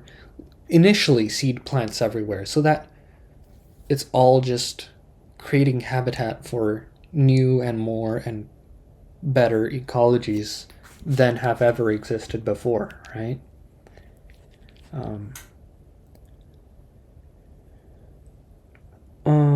Amazing animals, African penguin, sea otters. Yeah, so this is whatever. Yeah, there are many interesting animals. Motor gliders. So, paragliding pilots can with running take off in about 10 feet, right? So that's the thing, is like, if you have a small motor probably running on biodiesel or something that's very, very efficient, I don't know, could use anything really. Use a biocomposite pressurized tank for methane, and you could take off. Yeah, you could take off very quickly. Similar thing for paragliders. Oh yeah, paragliders, and then hang gliders also don't take a long distance. But hang gliders can have pretty good efficiencies. Because once their aspect ratio becomes high enough, the wing becomes long and thin enough, they can get very efficient. And a lot of gliders, I noticed, like albatrosses, or one of those other words, their glide angles, like how much they drop to how much they go forward, are, I think, 22 or 23 to 1, like 23 forward movement to 1 down movement. A lot of gliders that humans have built are like that too. And so really, in theory, with well-planned flying, you could probably fly indefinitely if you wanted to. And of course, with very high performance gliders, they can have glide ratios of over 70 to 1, which is something else I was reading about. Aircraft diesel engines, yeah, those existed. The wonderful thing about diesel engines is that they're just so simple. And they're very efficient too. And yeah, I mean, there's no doubt that's the reason why they're used in trains and all kinds of things like that. Diesel electric transmission is pretty good. Yeah, I was reading about General Motors and their things on that. Yeah, researching gliders more recently, and the Strem 10 glider, which is this German glider, someone made a modification to it, putting a bunch of tiny little wings attached to like a ladder at the tips, and apparently it reduces the tip vortices significantly, which makes sense because it's basically the same arrangement that birds have at their tips. And if you look at birds, especially eagles, like big gliders, but eagles in particular and vultures are very interesting because they have quite good glide ratios, not as good as the albatross, but their wings are very thick and very stubby. Of course, it doesn't apply to large scales as well, but it's just to think about maybe for drones and stuff like that. Because maybe even using existing seabirds to gather data. Of course, microelectronics it's very resource intensive. But if you could, maybe even just like at various balloons and stuff like that in the atmosphere to have actually good data on thermals and stuff like that. You could probably fly indefinitely with airplanes. Maupin Woodstock. So me just learning more about gliders. This is a model of glider someone made and released the plans, of course. And that's the wonderful thing about aviation is that it's almost open source in the way it works. I actually downloaded myself plans for this glider. Who knows, I might make it someday. But it's just a very lightweight, almost all wood construction. So it has it doesn't use fancy resources that are very easy to obtain, and its glide ratio is better than that of the albatross, and fitted with a small engine, maybe enlarged. But a glider like that fitted with a small engine and enlarged could provide transport with almost no emissions to far apart places of the world without stopping anywhere.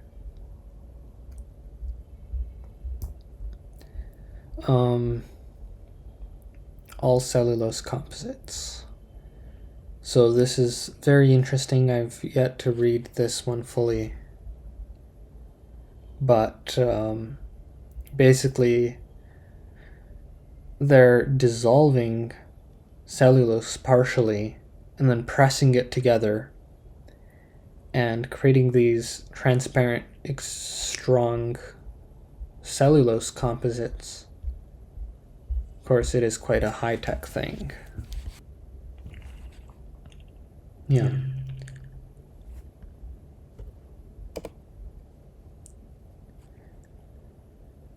So, here's another one. Another design. Here's actually quite a classic design. But what I noticed with the classic ones is that they tend to go slower, and they're lighter, so they could probably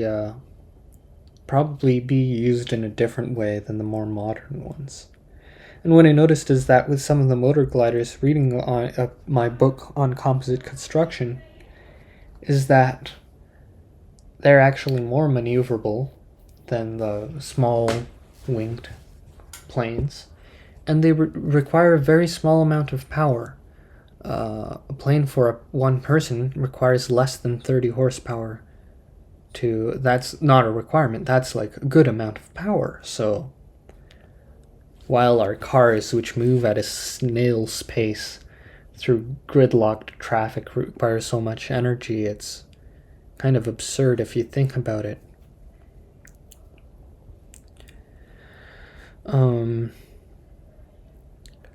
And then there's another design, another kind of open design. This one isn't as exclusive, but it's also wooden construction, even simpler actually than the other one, and its glide ratio is significantly better than the wood stock.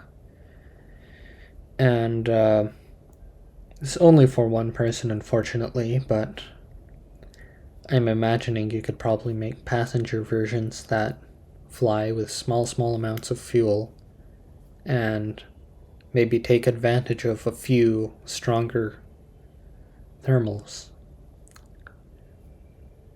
Or alternatively, you could have very large airplanes that, because of how little fuel they use, just substitute their extra amount of time it takes for them to fly like a sailplane instead of like a jet, with the fact that their surface would be better. You'd actually have a comfortable seat in an airplane as opposed to sitting like a little toy soldier with, I don't know, yeah,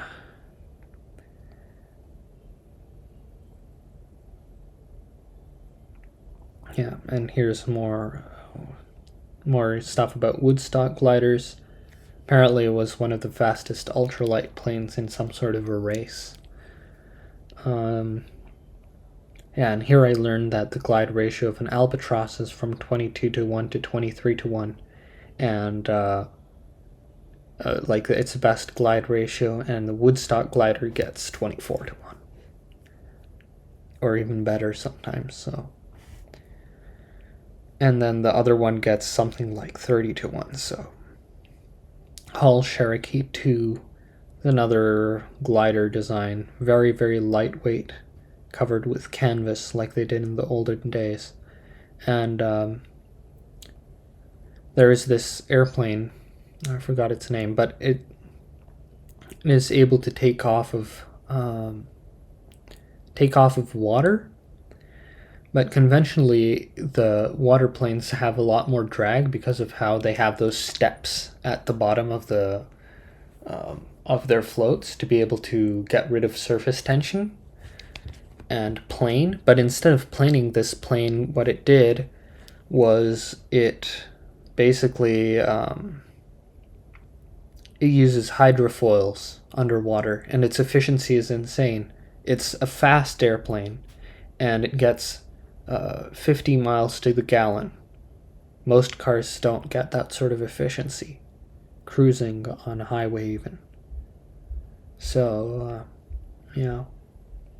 of course you can't really compare them, but cars are just not a good system. In comparison to bikes especially.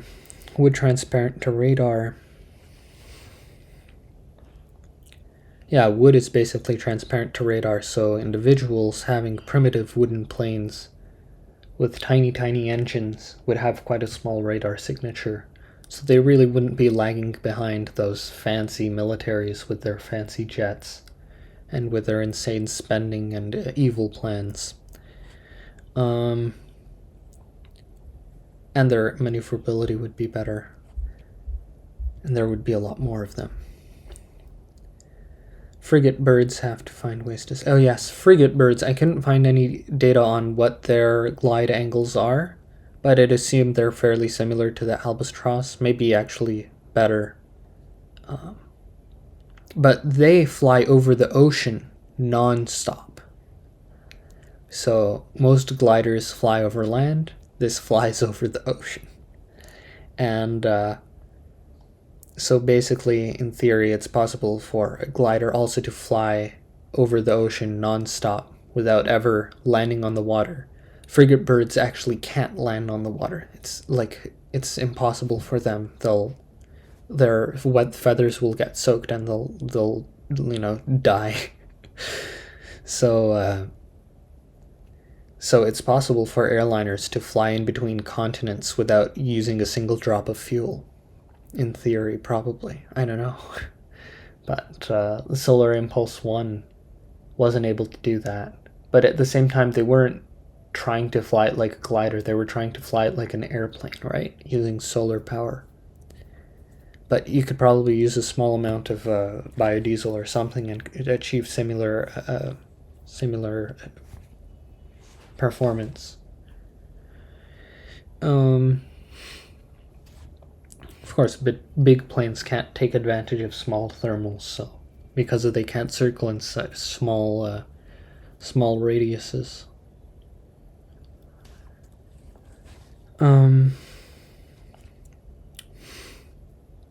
But also wings can be made lighter than air if they're filled with the lighter than air gas, which is quite an interesting prospect. I was looking into the insulation value of clay aerogel. So, also keep in mind that I closed a lot of my tabs over time, so this is just a selection. Insulation value of clay aerogel 0.015 to 0.05 watts per millikelvin or something. I have no idea. Anyways, when the thing is, but it's about, at the best range, it's about 1/5 of a fiberglass, and at the worst range, at 0.05, it's at the worst end of fiberglass. But the wonderful thing is that clay aerogels have been developed using alginate, which is a weird combination, and apparently the embodied energy isn't that much either, so it could be very useful. So here I was reading about facile fabrication of mechanically strong and flame retardant alginate clay aerogels. So it's interesting technology. Fiberglass insulation. So that's me looking to fiberglass. Animals that hibernate. Of course, in lots of climates in Canada, more than half of the year is frosty, cold weather. And a lot of animals still continue living all around the year, like just a normal life. It doesn't make sense, for generally speaking. So, if the plants hibernate, so should the animals. So, and there are quite a few animals that live up north do that, like squirrels and whatever. And the wonderful thing about squirrels, of course, is that they eat oak.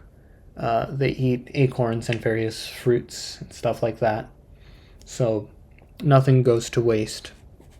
You could hunt those acorns, those squirrels. It's actually quite a popular pastime in England.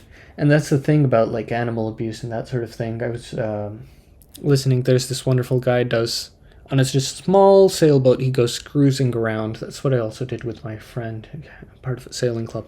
But sailing around, talking about in England how they have these farmers, and they have land, right? And they have their sheep on the land. And their sheep produce milk and all these other things. But then there are also these forests in between the fields. And the only reason the forests exist is because those farmers really like to go hunting for squirrels. And then the ecologists are like, well, if you'd, have, just plant gardens, you could produce so much more food from this land. but plant gardens that get shaded by those trees and those forests, and in our own experience here in West Vancouver, in comparison to Richmond, West Vancouver, where we have a forest right next to our gardens, aside from perennial things that produce berries and stuff like that, those tend to last a little bit better. But like any crops, they get eaten by the animals that live in the forest, like squirrels or whatever. So the only reason those forests exist at all in England is that those farmers have their animals, their animals that don't really care that much, and then they like to go hunting. You could probably, if you have enough like stuff like canals and stuff like that to stop animals, and you take advantage of those animals, if you allow people to farm, to hunt, have a fun time doing that, then that's not a problem. Yeah.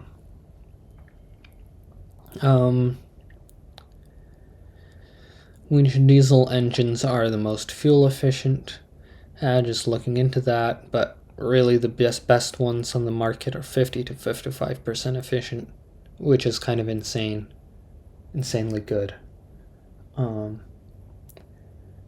the wonderful thing is that basically all heavy equipment is diesel, so if we could grow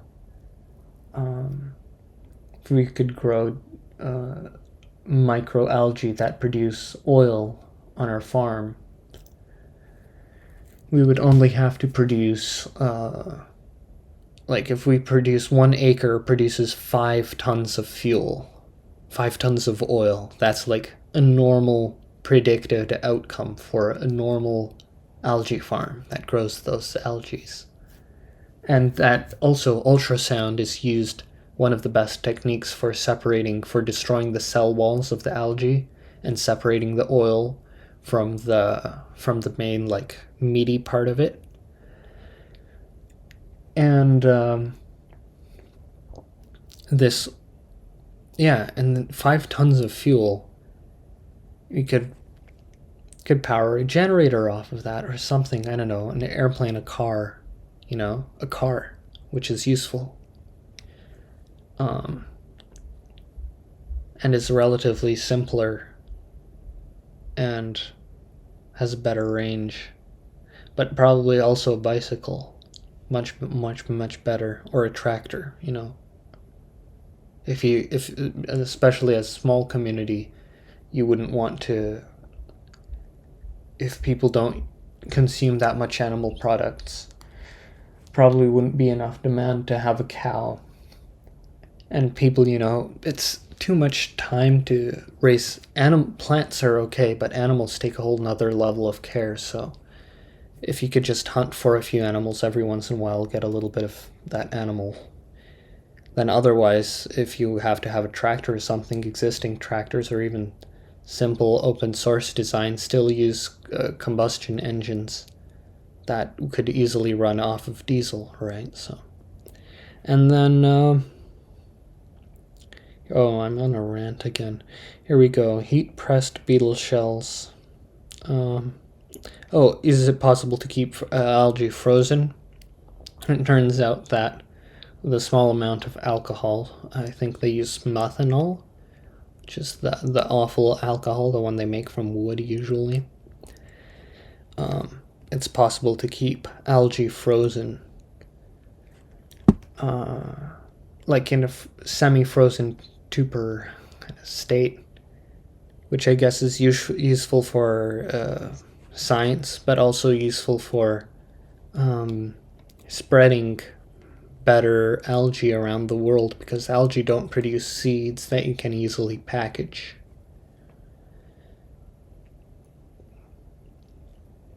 Heat-pressed beetle shells. So there's a lot of talk about chitosat and stuff like that, but it's generally the treatment is very complicated. But just by heating them up and compressing them together, you can get a very tough, a very tough material, like a beetle shell plastic.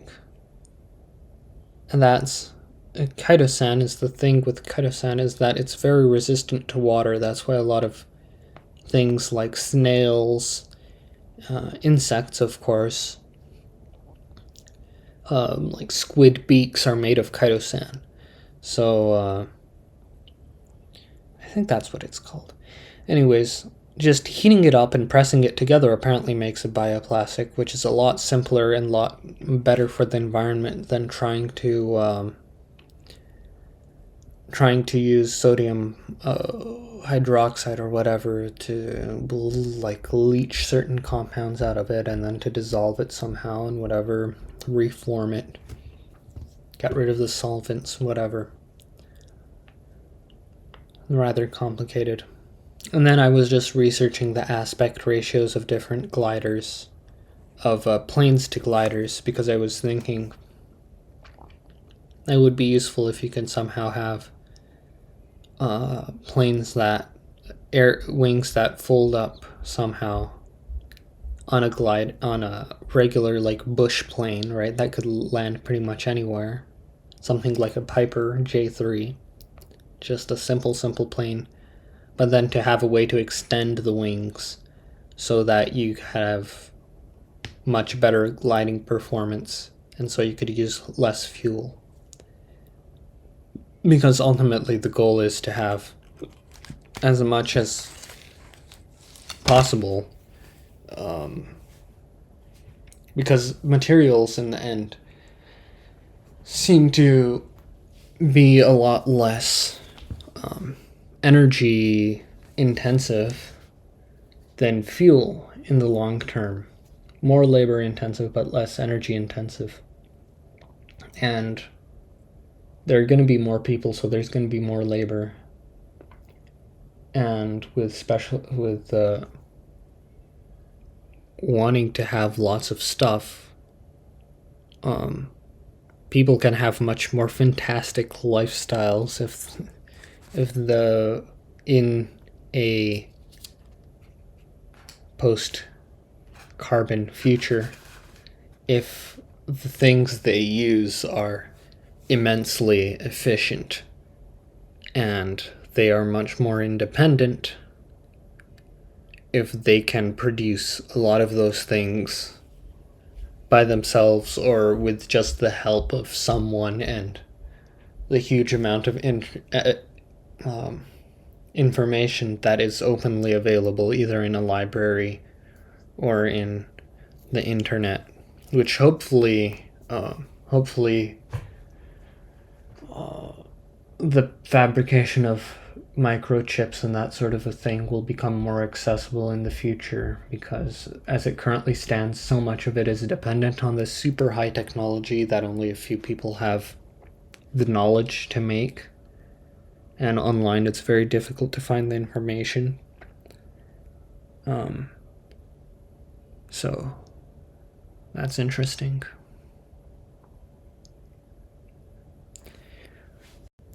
Cellulose acetate. Well, here's more research of stuff that I had on my computer, not on my phone. Also keep in mind that I close my tabs every once in a while, so this is just the remnants, but for some reason I'm kind of obsessive with this stuff. Cellulose acetate 3D printing, so I looked into that. Cellulose acetate can of course be produced in quite large quantities, with cellulose being one of the most common materials produced in nature. And one of the interesting things is that although it's a thermoplastic, what a lot of the researchers seem to be 3D printing cellulose acetate with is acetone. So that's interesting because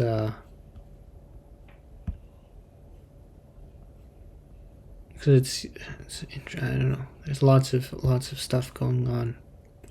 3D printing, of course, is a very useful technology in 3D scanning, but unfortunately it's very high tech, which I'm not a fan of. because it's not very accessible.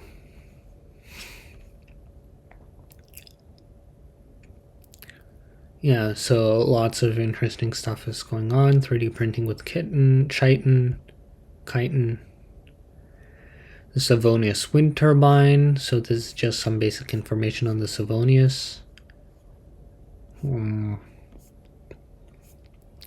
Some researchers in Canada have been doing some interesting stuff with wind turbines. Japanese researchers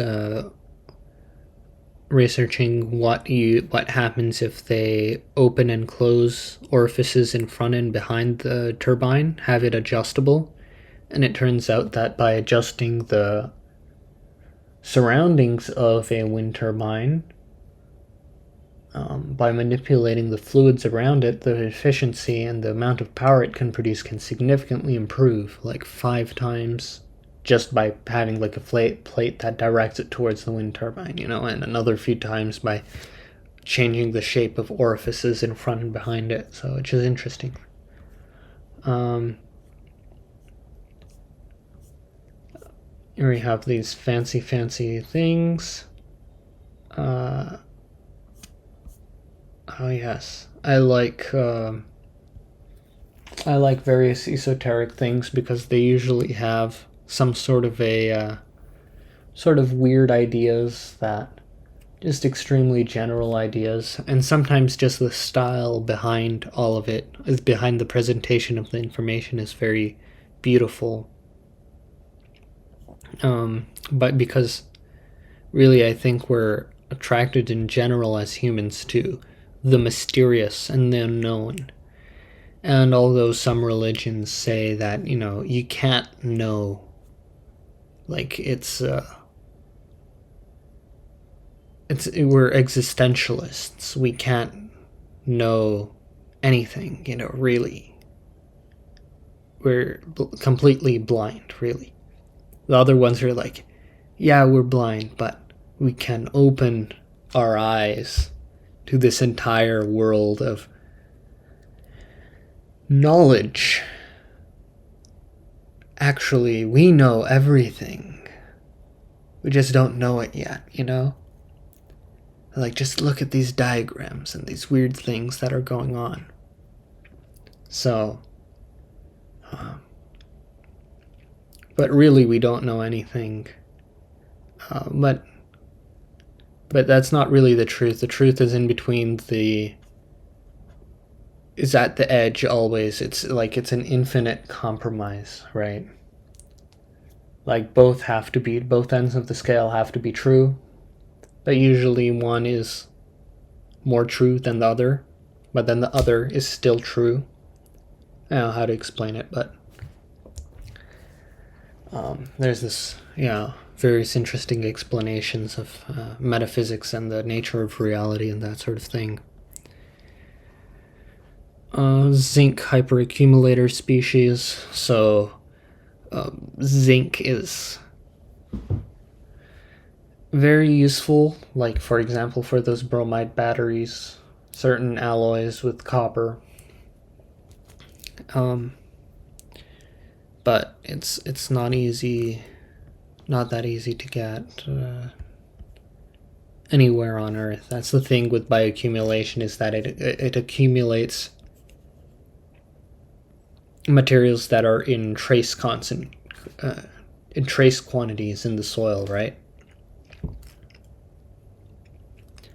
And although it's mostly being seen as a method for a rehabilitation, I could imagine certain marginal farmlands being specifically introduced, like from an underground mine, or like even just bringing in soil underneath the soil that was cleaned by the plants, like digging underneath and turning over the soil to get over more elements for the plants to extract, those trace amounts of elements.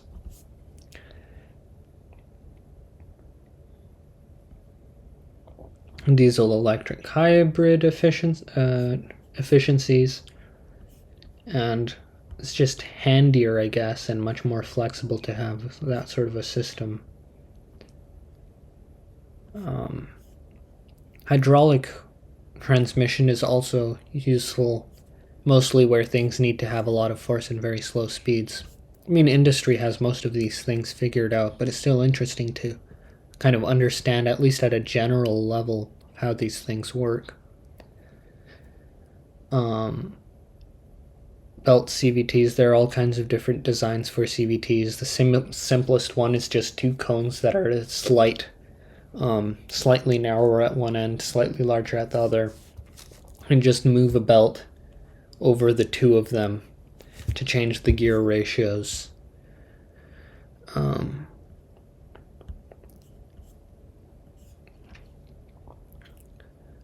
Inject water into cylinder for higher compression ratios. So diesel engines already have a very high compression ratio, but you could probably push it even higher and get even higher efficiencies if you'd inject water into it, which is what they're doing in lots of engines. I even remember, I think it's BMW that's improving the performance of their engines by some of their engines by extracting water. Either, I think it's extracted from the tailpipe condensation, right? And redirecting it towards the intake to be able to improve the amount of, like, based on the moisture concentrations, to improve the amount the turbo can improve the efficiency by improving the, what is it called? The compressor ratio. That's a technology. Yeah. Water into cylinder for higher compression ratio.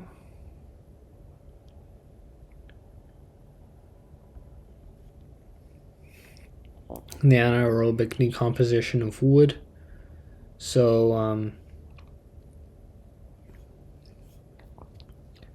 yeah, it turns out that a decent amount of wood, it depends on what type of wood biomass it is, but about like at least 2%, 1% can be turned into methane. But that's for the most useless wood that is probably even not very good for growing mycelium off of.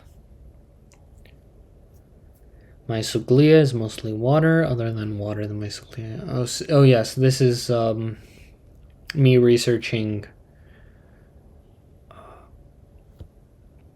jellyfish. Jellyfish have like a type of gelatin, and it's produced from exactly what gelatin is made of: collagen and a few other types of protein. I'm not even sure what that is. Heparan sulfate. Proteoglycans. I don't know, but it's like it's an interesting material.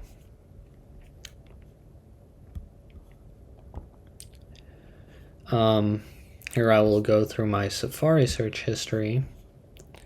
So let's start at the back. My gosh, I have so many open.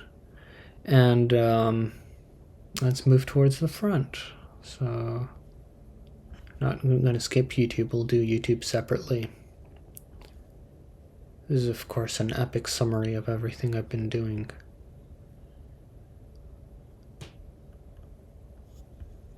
Trees that drip sap.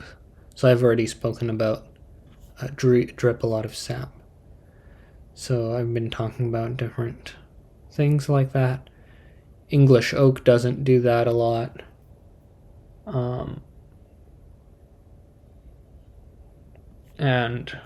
But many trees do produce quite a lot of sap.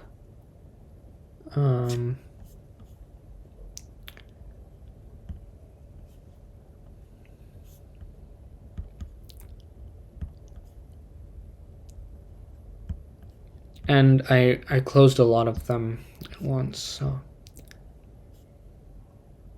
Yes, this is about the different branches of philosophy.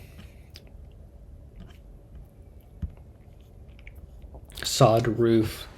So I was doing a lot of research into different types of roofs, and sod roof is quite energy efficient in terms of heat. It was used in many places like that. Of course, it also has the advantage of producing habitat on top of the roof.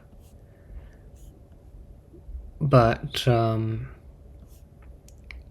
traditionally, they used birch bark, which isn't in that great quantities, but probably with the use of something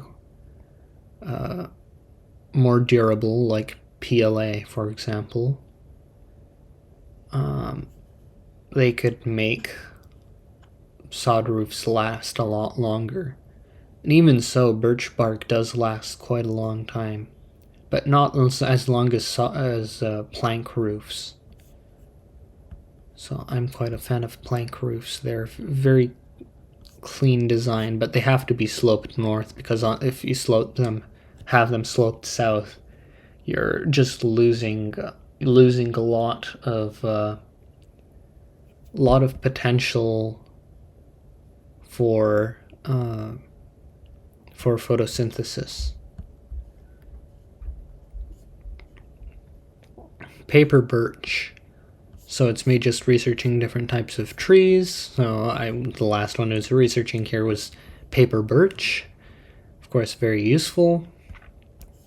Birch, of course, produces sugars, and it's very low tech. That's a wonderful thing about a lot of trees, is that you don't really have to do too much processing to be able to use their products. But like birch water is drinkable straight from the tree, and we have a few birch trees on our farm, so we did that, of course.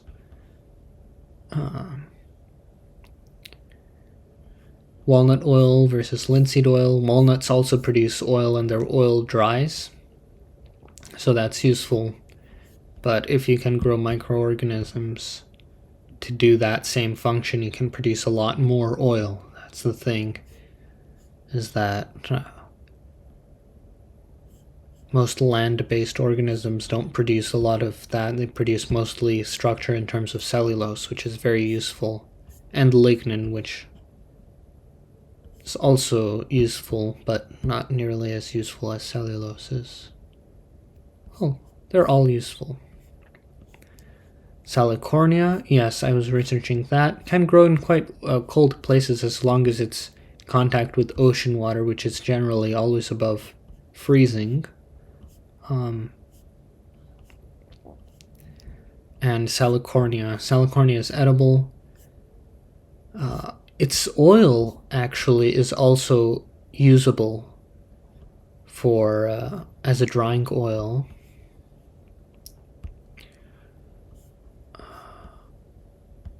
I should do my voter's exam.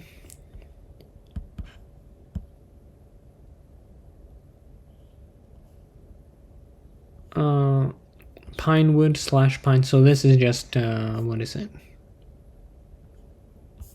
Yeah, different types of common sustainable softwoods.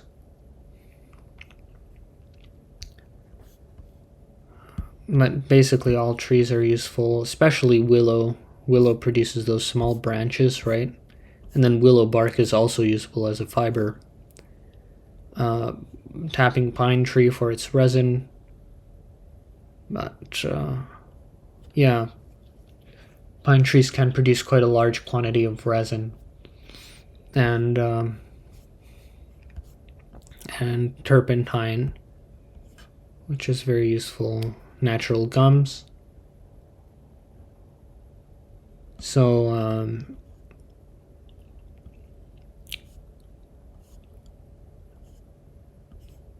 natural gums can come from all kinds of places.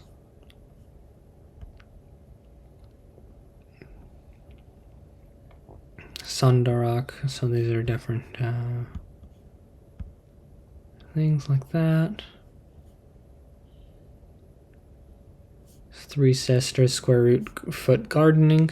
So like basically The Three Sisters system was not as much as a productivity thing as it was just easier to gather by hand. Which, for annual crops, we currently use combines, which the best system of that. Of course, you can't do multicultural farming in one place with the combine, but you can do strip farming, which is the next best thing, and it takes very little effort from human beings to do farming for these mass things. But you don't even need to do that because it turns out that people don't actually have to only eat starch. People can use all kinds of things for food, which are higher quality.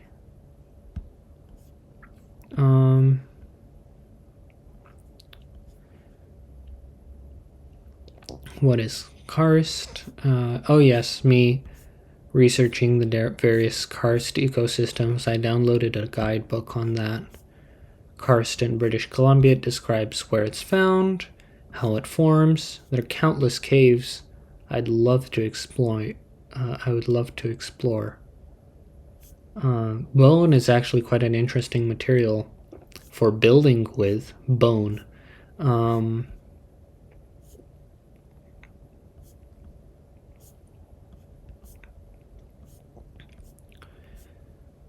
Has some it's actually a composite material, right?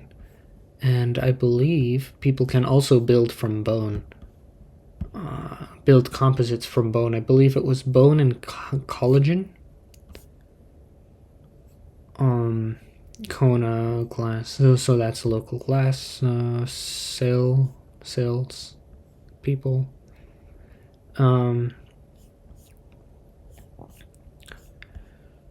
So copper sheets. I was kind of curious about covering the roof with copper. Copper is good because where you don't want things to grow at all, don't want bacteria, right? So for certain things, like door handles, you can use it. I was looking into it for roofing. It's very expensive, so it doesn't make that much sense. But for a lot of specialty applications, it can make sense. Marine nails. So like on a boat, anything that's underwater, below the water line, as long as it's not in contact with other parts of it, could probably use something that's very resistant, like silicon copper alloy for the nails, and then use something that's inexpensive for what's above water, like steel. Interestingly, I was reading about steel cables on boats, and some old people, well, of course, with a huge amount of experience, who don't care about the good looks and care about how it feels like. And I honestly think it looks quite awesome. I think rust is quite beautiful, but they recommend using plain steel or iron, not stainless steel, for the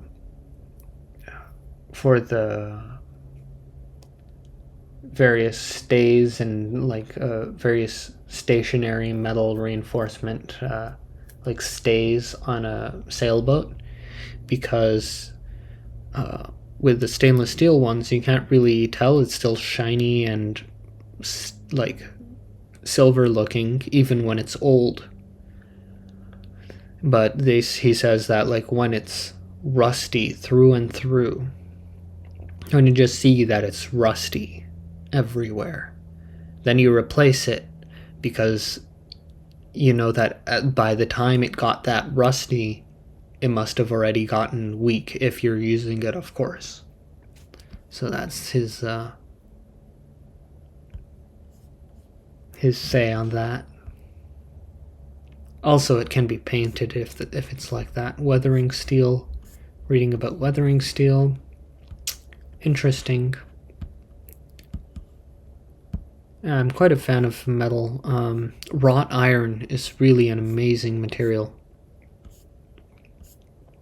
because it can be manipulated so drastically and create such flowing shapes, right? I was spending time with a sculptor, calls those shapes sensual shapes. But yeah, it makes sense. There's some attraction. I noticed lots of people have a really positive reaction to Art Nouveau in a way most people don't have to brutalist architecture, for example. Balloon framing is quite interesting as a wood framing system. Very lightweight, and if you use something like charcoal for the insulation, it doesn't really, the charcoal clay mortar doesn't really, it's very resistant to fire, so it wouldn't be a problem to have it to have fire in between your floors if you use balloon framing. And it's of course much lighter. Of course, light framing, there's various techniques to make it even lighter and better, and one of them is to have the studs further apart and thicker.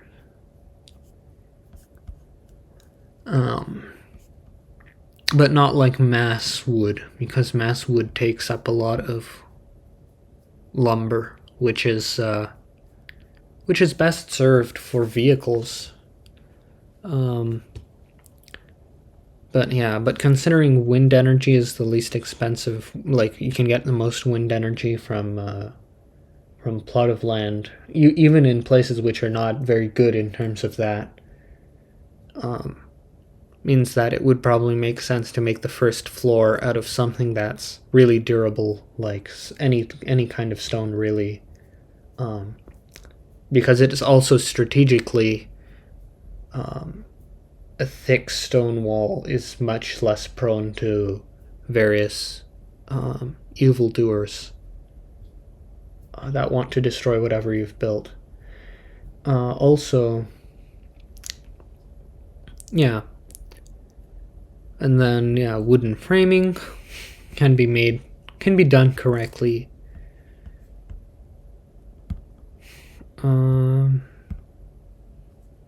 Also, you can sculpt the mortar, which is a beautiful aspect of that. Make it not so boring. Laminated finger jointed lumber. So I was thinking about modular construction systems, potentially laminating pieces of wood, not even laminating them necessarily, just joining them side to side with grooves in a modular way, like where all the sides are about the same, so that then you could just put them together endlessly as long as they're flowing in the same direction. Finger jointed. Of course, end-to-end connection of wood is very useful, but the usual finger joints that they make are very ineffective. Like they're pretty good, but just a simple slanted cut across the wood and then glued together seems to be stronger. That's what people say online, of course. The experts say. Fine home building. 24 inches on center framing. So, yeah, this is just larger spaced framing. It's better, less material used, lighter, stronger. Nail fastener. Yeah, thicker frames further apart. Nails. Love that illustration of the nailer's workshop. But nails are quite useful. Of course, I wouldn't, ideally for large constructions, I would use standardized or at least square things, which most architecture is square.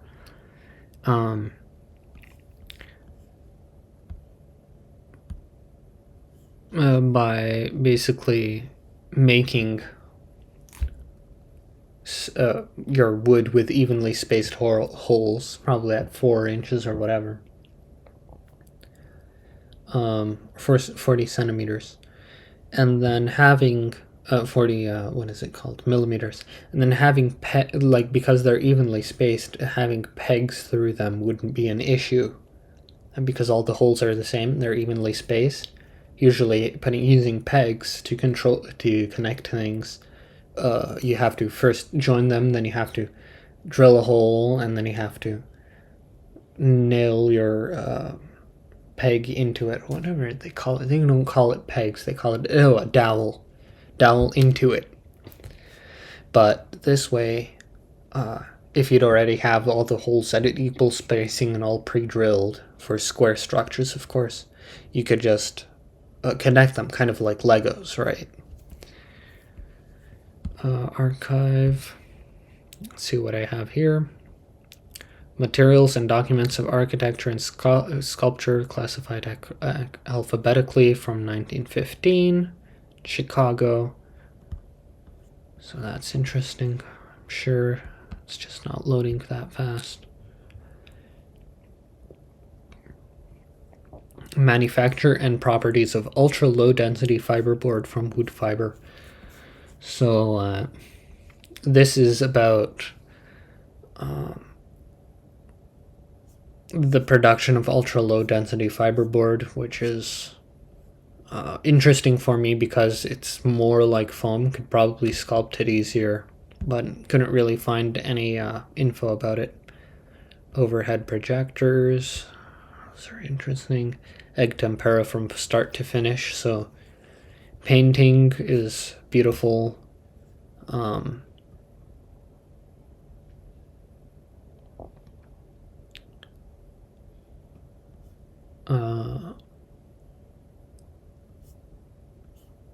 So yeah, egg tempera is a very, very interesting technique.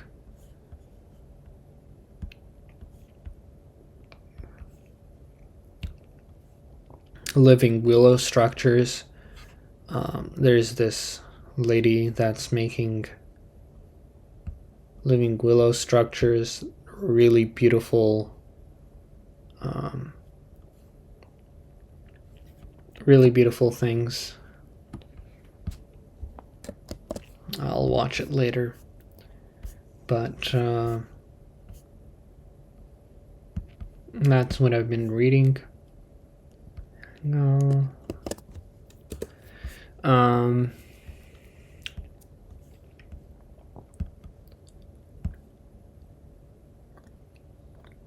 Magic lanterns, of course, different systems for entertainment back in the day. Quite interesting stuff. Projecting physical objects, right? So then you could have live action animation. Burdock and Brambled Coil Basket Part 1. So yeah, coil basketry, various systems for basket making. I found out that that you could make bramble fiber baskets, which are great because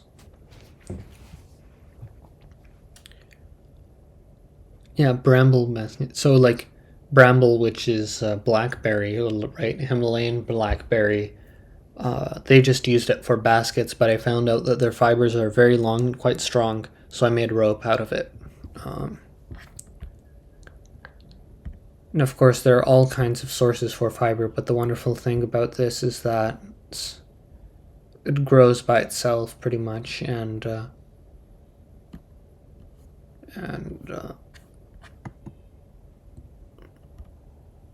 it's quite simple.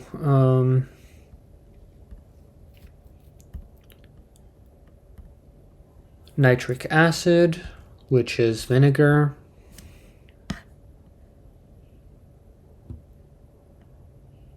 Oh, no, it's not vinegar, you silly. Acetic acid is vinegar. Nitric acid is what they use to make nitrocellulose, which turns out that the gum they use for that isn't even that complicated. It was just some simple gum that they use for the plastic version of that. Which the reason it's attractive, even though they use sulfuric acid to make it, which I'm not a fan of, but the reason it's attractive is because by varying the amount of plasticizer inside the material, at least initially, it can have varying properties along the shape of it. But there are various biocomposites, like bioplastic composites, that do that better. So still, rockets, camphor. Yeah, that's what it is. Camphor. And natural camphor is product. It's used for various things. Acetone. Acetone is produced from acetic acid. Acetic acid reacted with lime. And yeah, creates acetic acid, and the lime becomes, what happens to the lime? The lime also becomes, is it just yeah, I think it's just calcium carbonate. It instantly turns into calcium carbonate. Yeah, that's what happens. And so that's interesting, because then you could cause it to pretty much set instantly. Possibly, I don't know. Autochrome Lumiere. Oh yes, autochrome photography. Unfortunately, it had a very long processing time, but that would be a fairly low-tech way to make colored photography. Unfortunately, colored photography is quite a complicated process. So I don't know. Digital technology needs to become more easy to understand. Gaddafi's Libya was Africa's most prosperous democracy. Yeah, they had some interesting things going on with their popular congresses. Of course, my idea for a system of government would be completely cyclical. I outlined it somewhere. Oh man, he has quite an interesting sense of fashion.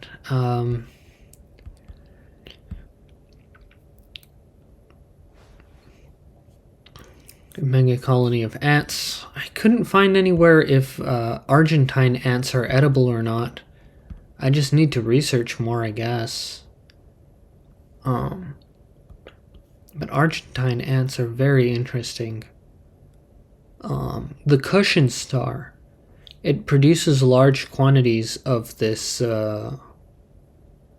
collagen thing. I think it's collagen based, mucus-like substance.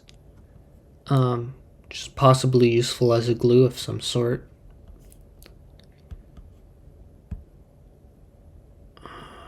There is some other one. I think it's a sea cucumber that produces an underwater glue, so I'll look into that too. Yeah.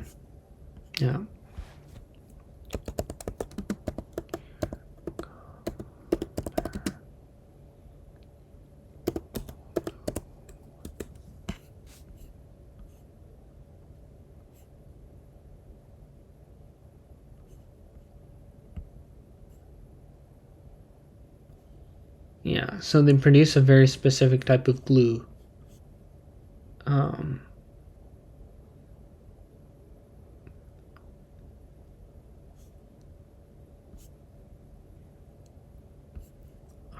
plants of the Arctic and of the Antarctic. So I was researching that.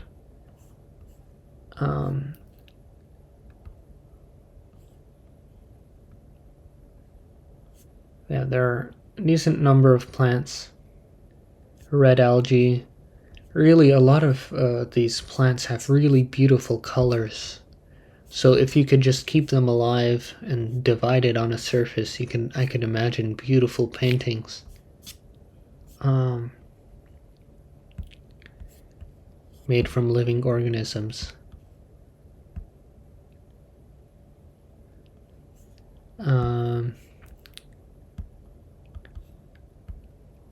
Oh, these are going to the various designers with their various mycelium-based projects. I'm very interested in the grown root structure thing from grassroots.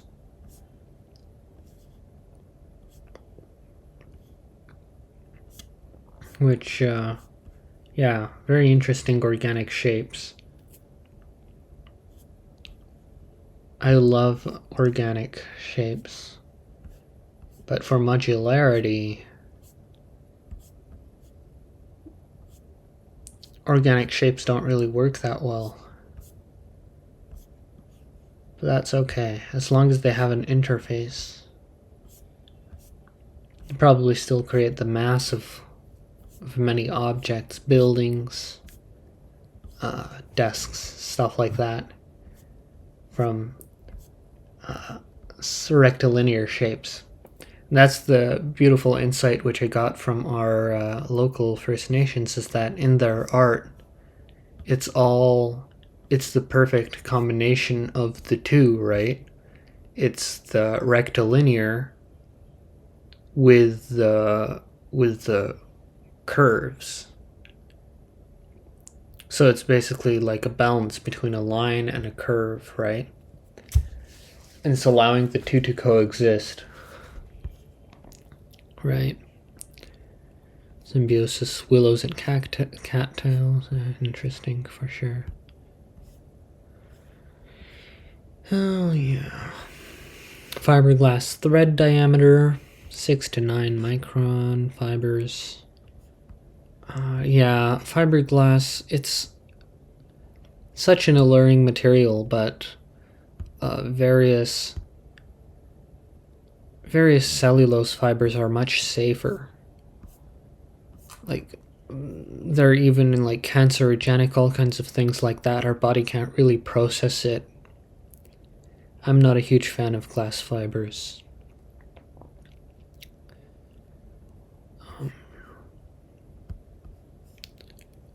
So, Fabergé, that's interesting, of course. The nihilist movement. So, of course, I have an interest in that too.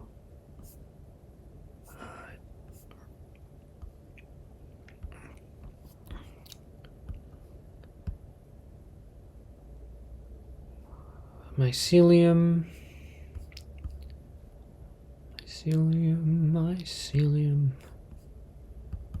Yes, this is the article about those cyborg bacteria that do photosynthesis very efficiently. And it gives a good use for cadmium. Really, cadmium, I noticed, I was reading like a list of the elements that are essential for biological life, and on some of them, cadmium is included. And it's interesting because cadmium seems like such a toxic thing, but apparently for certain things it's necessary, certain biological functions. Similar thing with bromine. And cadmium is very useful for solar cells and that sort of thing. So once there becomes a way to do that simply, just a way to make these sorts of high technologies simpler, in a simpler way, or just to find some sort of technology that doesn't require these fancy techniques.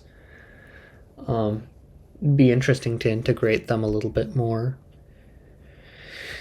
Though, honestly, there doesn't really even seem to be that much of a use for it. Using mechanical energy as directly as possible is the best. For example, compressed air can be a very efficient technology up to around 10 bars of pressure. It is so far the cheapest over the long term energy storage technique, and can be produced very efficiently directly from wind turbines, although it can't be delivered that far away, but can be also used to do refrigeration and can be used to run engines. And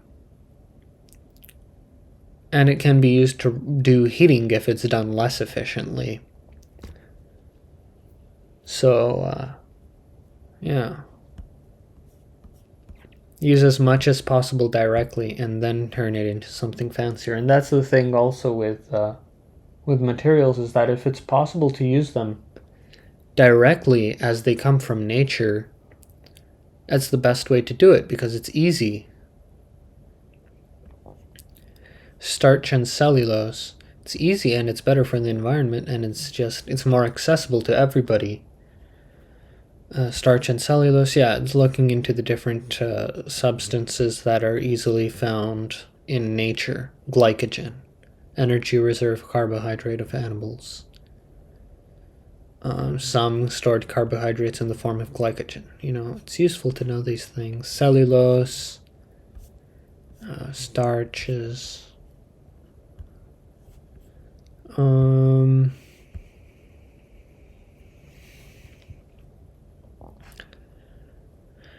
Naturally derived biomaterials for tissue engineering. So,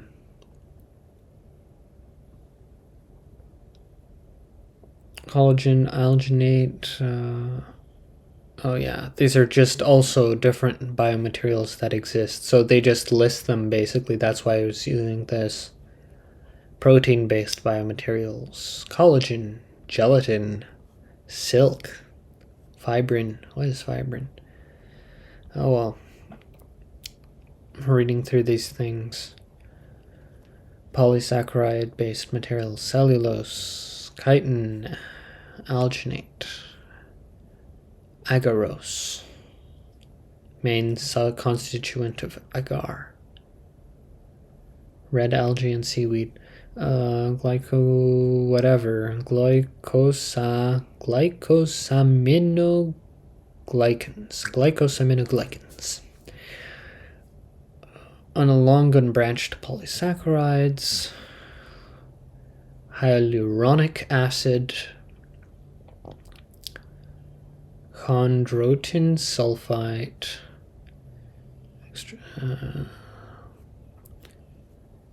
All kinds of interesting materials. And then really nature produces all of these different materials and then recombines them in new ways, right? And as a designer, I guess that's what I'm doing, right? I'm playing the role of a wide range of organisms.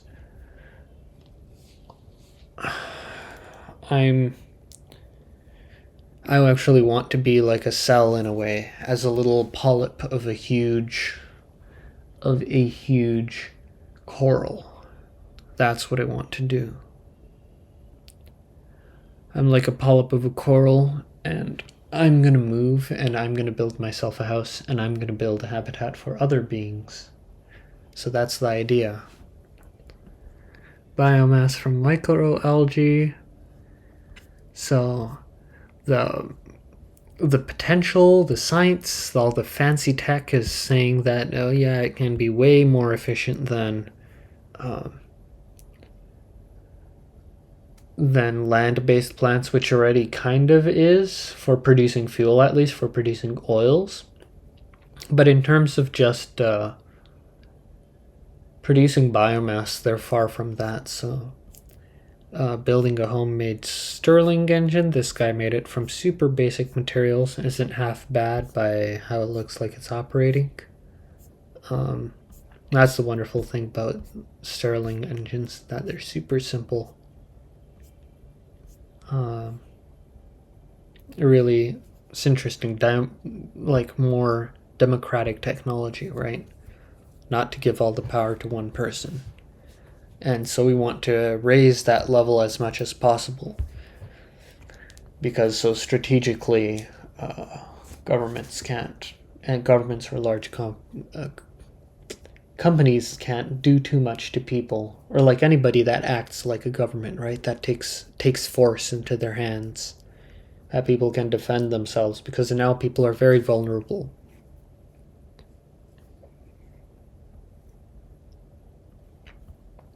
Chlorella, food and energy. And that's the thing you notice with, like, in the Middle Ages, because I guess conflicts were more common, the way people designed everything was kind of strategic. But now we have peace for such a long time, but, things can turn sour fairly quickly. So it's important, I guess. But chlorella can reach a photosynthetic efficiency of about 8%, which means that they can perform kind of similar to, or it is, C4 synthesis. They produce a large amount of oils. The chlorella produces like the edible type of oil. Willow yield per acre. But of course, yeah, even as such, they're just large scale biomass is lower, 4.7 tons, right? While this is like 15 tons dry per year. So, I guess we'll use the ocean to grow macroalgae mainly, because it doesn't require enclosures. It's much easier to do. Even using something like, I don't know, willow branches as a substrate, probably, because they float, right? To increase the amount of algae you can have. And the best growing distance is actually fairly close to the surface of the water, like only 2 meters below the surface, So, microalgae is cyanobacteria.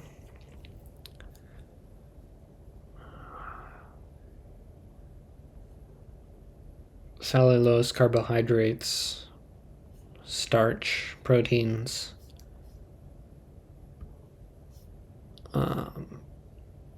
Algal cellulose. Carrageenan is produced by red algae.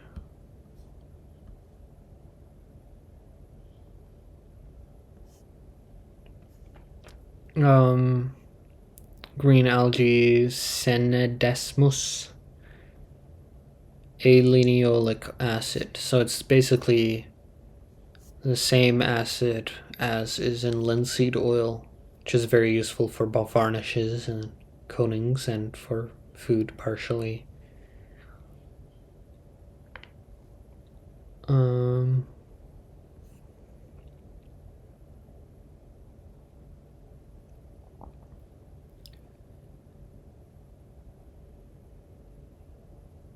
This is a different type. Nanochloripsis.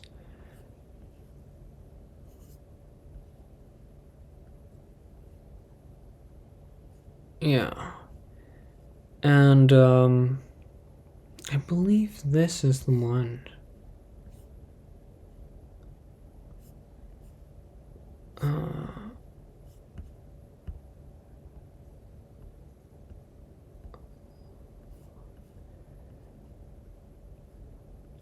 And it's, I believe this is the one which produces the same oil as fish.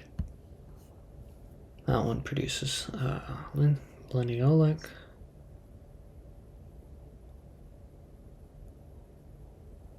Yeah, this is the EPA drying oil. And this one is very, very productive, like 70% of it.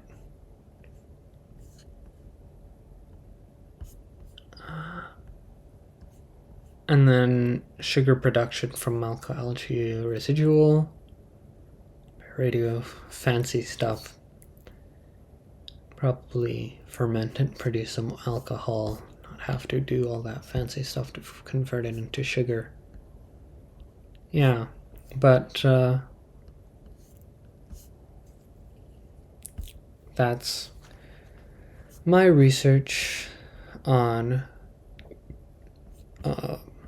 Safari.